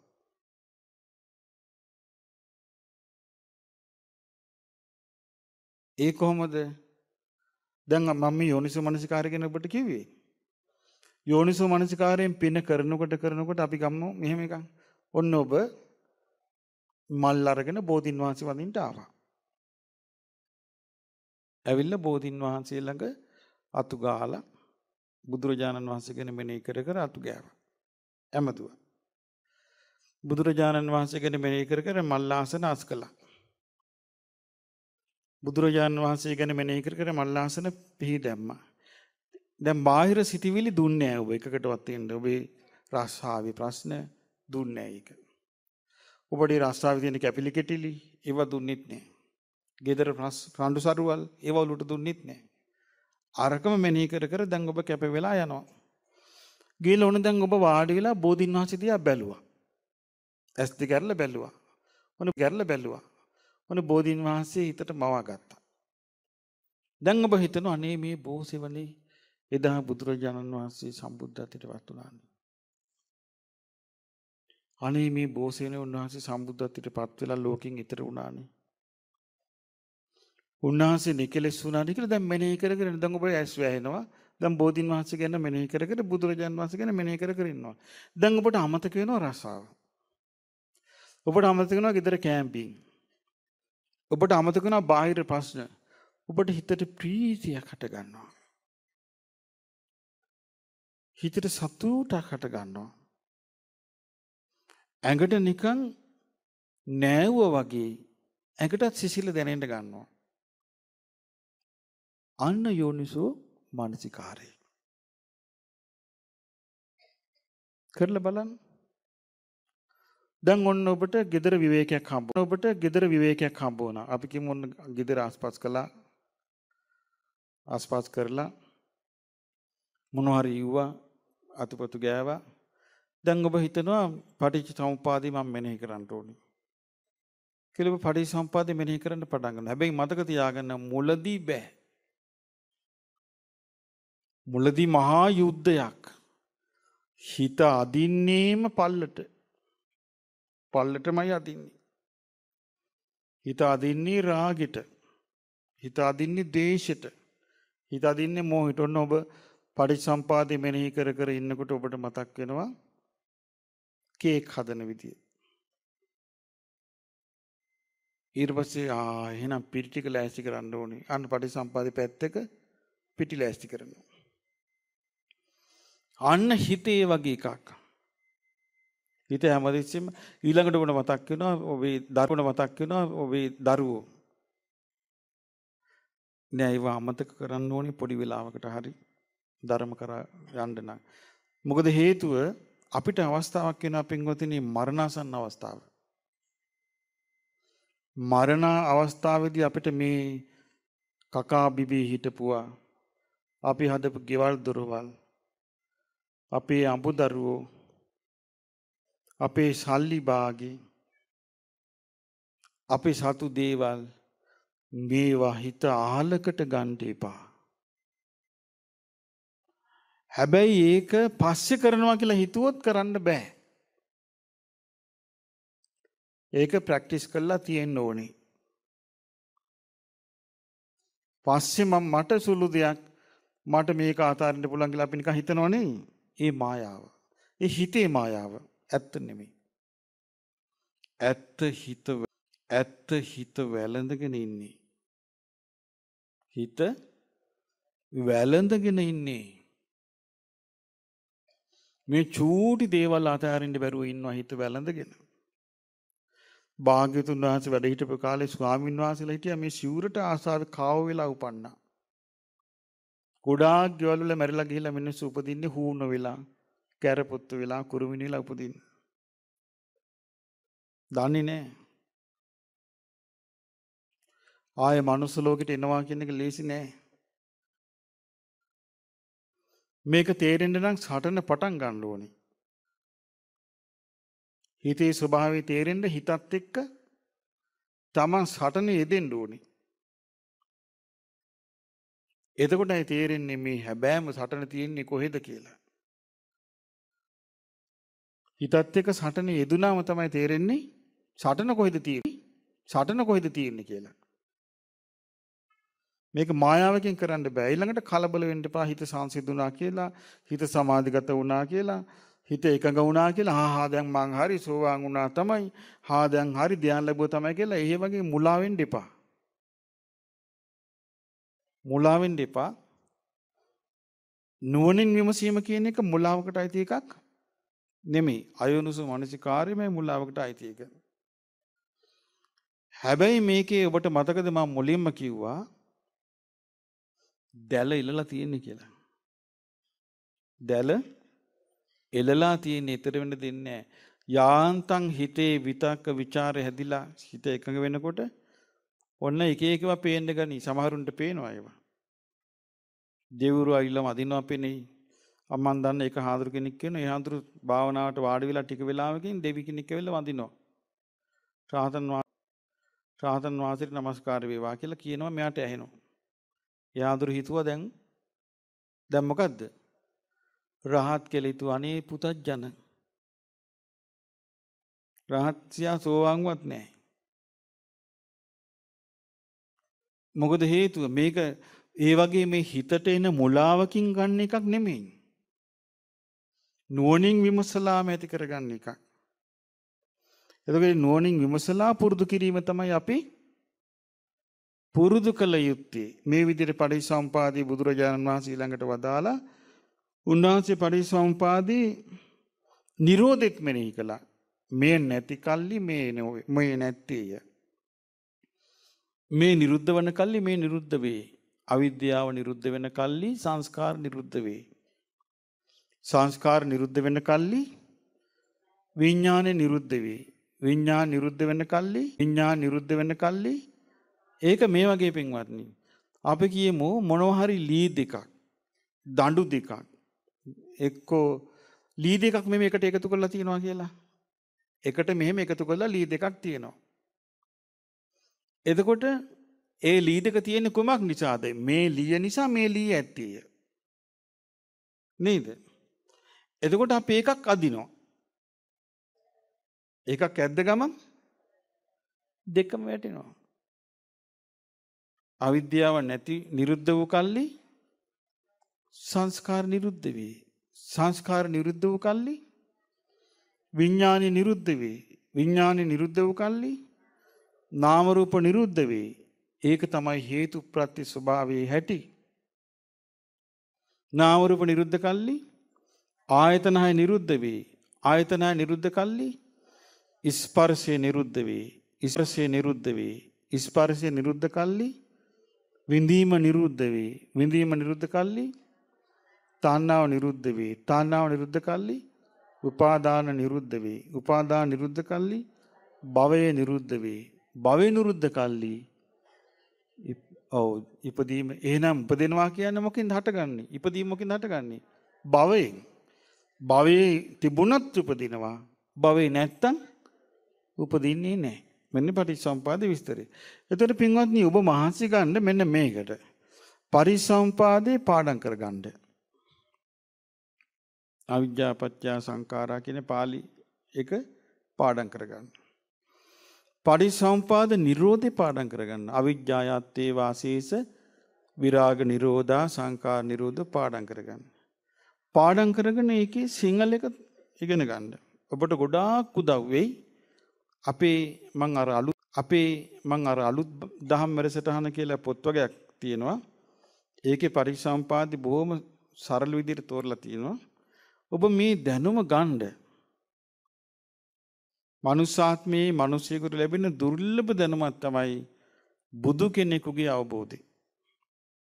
මේ හැමතැනම තියෙන කාගේ අවබෝධයද? බුදුරජාණන් වහන්සේගේ අවබෝධය තියෙන. මේක හරි දුර්ලභ එකක්. මේ දුර්ලභ දැනුම ගන්න මැරෙන්න ඉස්සර වෙලා. මොකද අපි හැමදාම ඉඳ ආපු අය නෙමෙයි. කොයි වෙලා හරි මාත් මැරෙනවා ඔබත් මැරෙනවා. එතකොට අපි මේ හැමදාම ඉඳ ඇවිල්ලා නැහැ. එතකොට අපිට හැමදාම ඉඳ ආස කළත් බෑ. ඕන වුණත් බෑ. ඉතින් ඒ නිසා අපිට මැරෙන්න සිද්ධ වෙනවා. එහෙනම් මැරෙනකොට හිස් සතින් මැරෙන්න එපා. හිස් සතින් මැරෙන්න එපා. ඉතින් මැරෙන්න එපා. අපි මෙහෙම කියමු. ඔන්න දැන් අපි ඔක්කොම මැරෙන්නේ මේ මොහොතේ. කොහේ ආයිද මේ ඉන්න කට්ටිය? මම මගේ කර්මානුරූපව මං කොහේ හරි කියලා උපදී. ඔබ දැන් සාමාන්‍ය මම නම් ආස මේ කිසි දෙයක් මතක් කර නැතුව බුදුරජාණන් වහන්සේ සීකර ගන්නයි. ඔබ ආස. එතකොට ළමයි පවුනේ. එතකොට ගෙවල් හරි නෑ නේක. එතකොට පර්ස් එක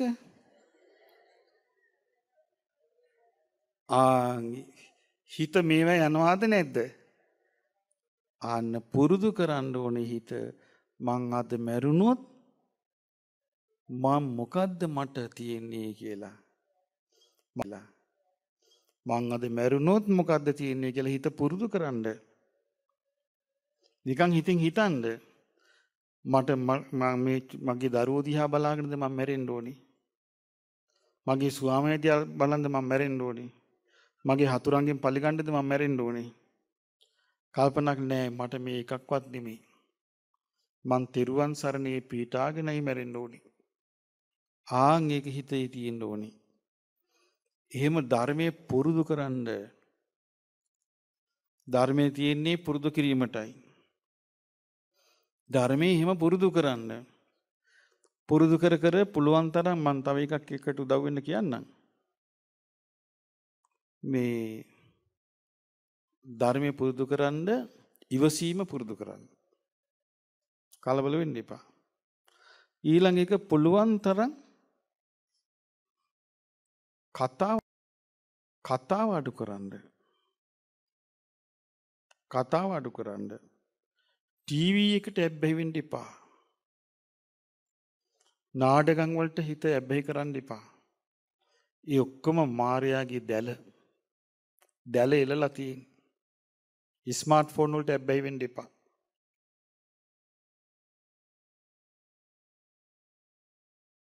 දැල එලලා තියෙන. හිතේ තියෙන රාග නිසා රාගය ඇති වෙන දෙයට හිත ඇදිලා යනවා. හිතේ තියෙන ද්වේෂය නිසා ද්වේෂය ඇති වෙන දෙයට හිත ඇදිලා යනවා. මෝහය නිසා මෝහය ඇති වෙන දෙයට හිත ඇදිලා යනවා. මේක වළක්ව ගන්න. උත්සාහයක් ගන්න. වීරියක් ගන්න. දැන් ඔන්න මේ 2562 2563 වෙනකට අපි ඉඳී දන්නෙත් නැහැ. නැද්ද දන්නෙත් නැහැ. හැබැයි උත්සාහයක් ගත්තොත් මේ ධර්ම හිත පිටවන්න. ඒකට මේක කරන්න. දැන් ගමන බිමනක් යද්දී අපි කොහොමද දැන් ඔබ මෙතන ඉන්නවා. දැන් ඔන්න පොඩි විවේකයක් හම්බ වෙනවනේ. අපි කොහොම පොඩි යන්න ඕනේ වෙනවා টয়ලට් එකට. මම බුදුන් සරණ ගියා. මම බුදුරජාණන් සරණ ගියා කියලා එක මෙනෙහි කර කර යන්න.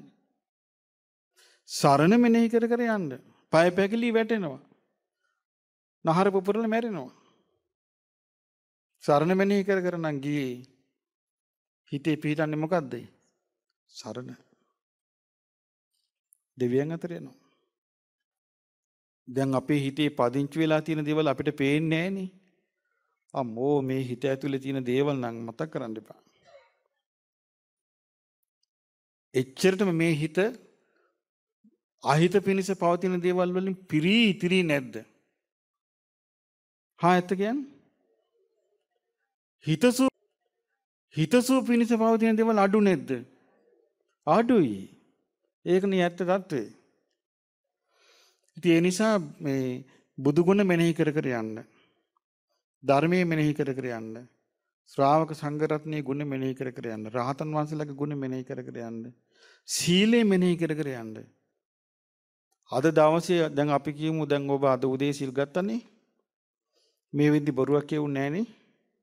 නෑ. සතු මරුනේ නැහනේ. හොරකමක් කළේ නැහනේ. නෑ. වෙන වලත් වඩන්නේ නැහනේ. නෑ. එතකොට ඔබ අවංකවම සීලේ පිළිපදලා දැන් ඔබ සිල් පාලන කරාට පස්සේ මම අද දවස පුරා මෙහෙම සිල් සමාදන් වෙච්ච කෙනෙක් කියලා සීලය මෙනෙහි කර කර යන්න. මේකට තියෙන ලොකුම අවාසිය මොකද්ද කියලා දන්නවද ඔබ? ඔබේ කට. කටමයි අවාසි.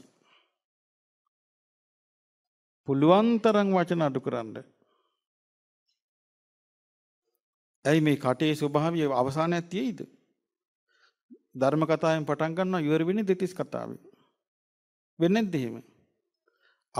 ඒ නිසා කට පාලනය කරගෙන හිත මේකේ ප්‍රධාන ඒක හොඳට තේරුම් අරගෙන ඔබ වාසය කළොත් ඔබට ලොකු යහපතක් සිද්ධ වෙනවා. ඉතින් ඒ නිසා ඔබ හිතන්න ඔබට මේ ලැබුවා වූ නව වසර අපේ අලුත් අවුරුද්දේ 2000 ශ්‍රී බුද්ධ වර්ෂ 2563 දක්වා අපට පිනින් පිරී ගිය ගුණ නුවණින් පිරී ගිය සෞභාග්‍යමත් ශ්‍රී බුද්ධ වර්ෂයක් වේවා. සාදු සාදු සාදු.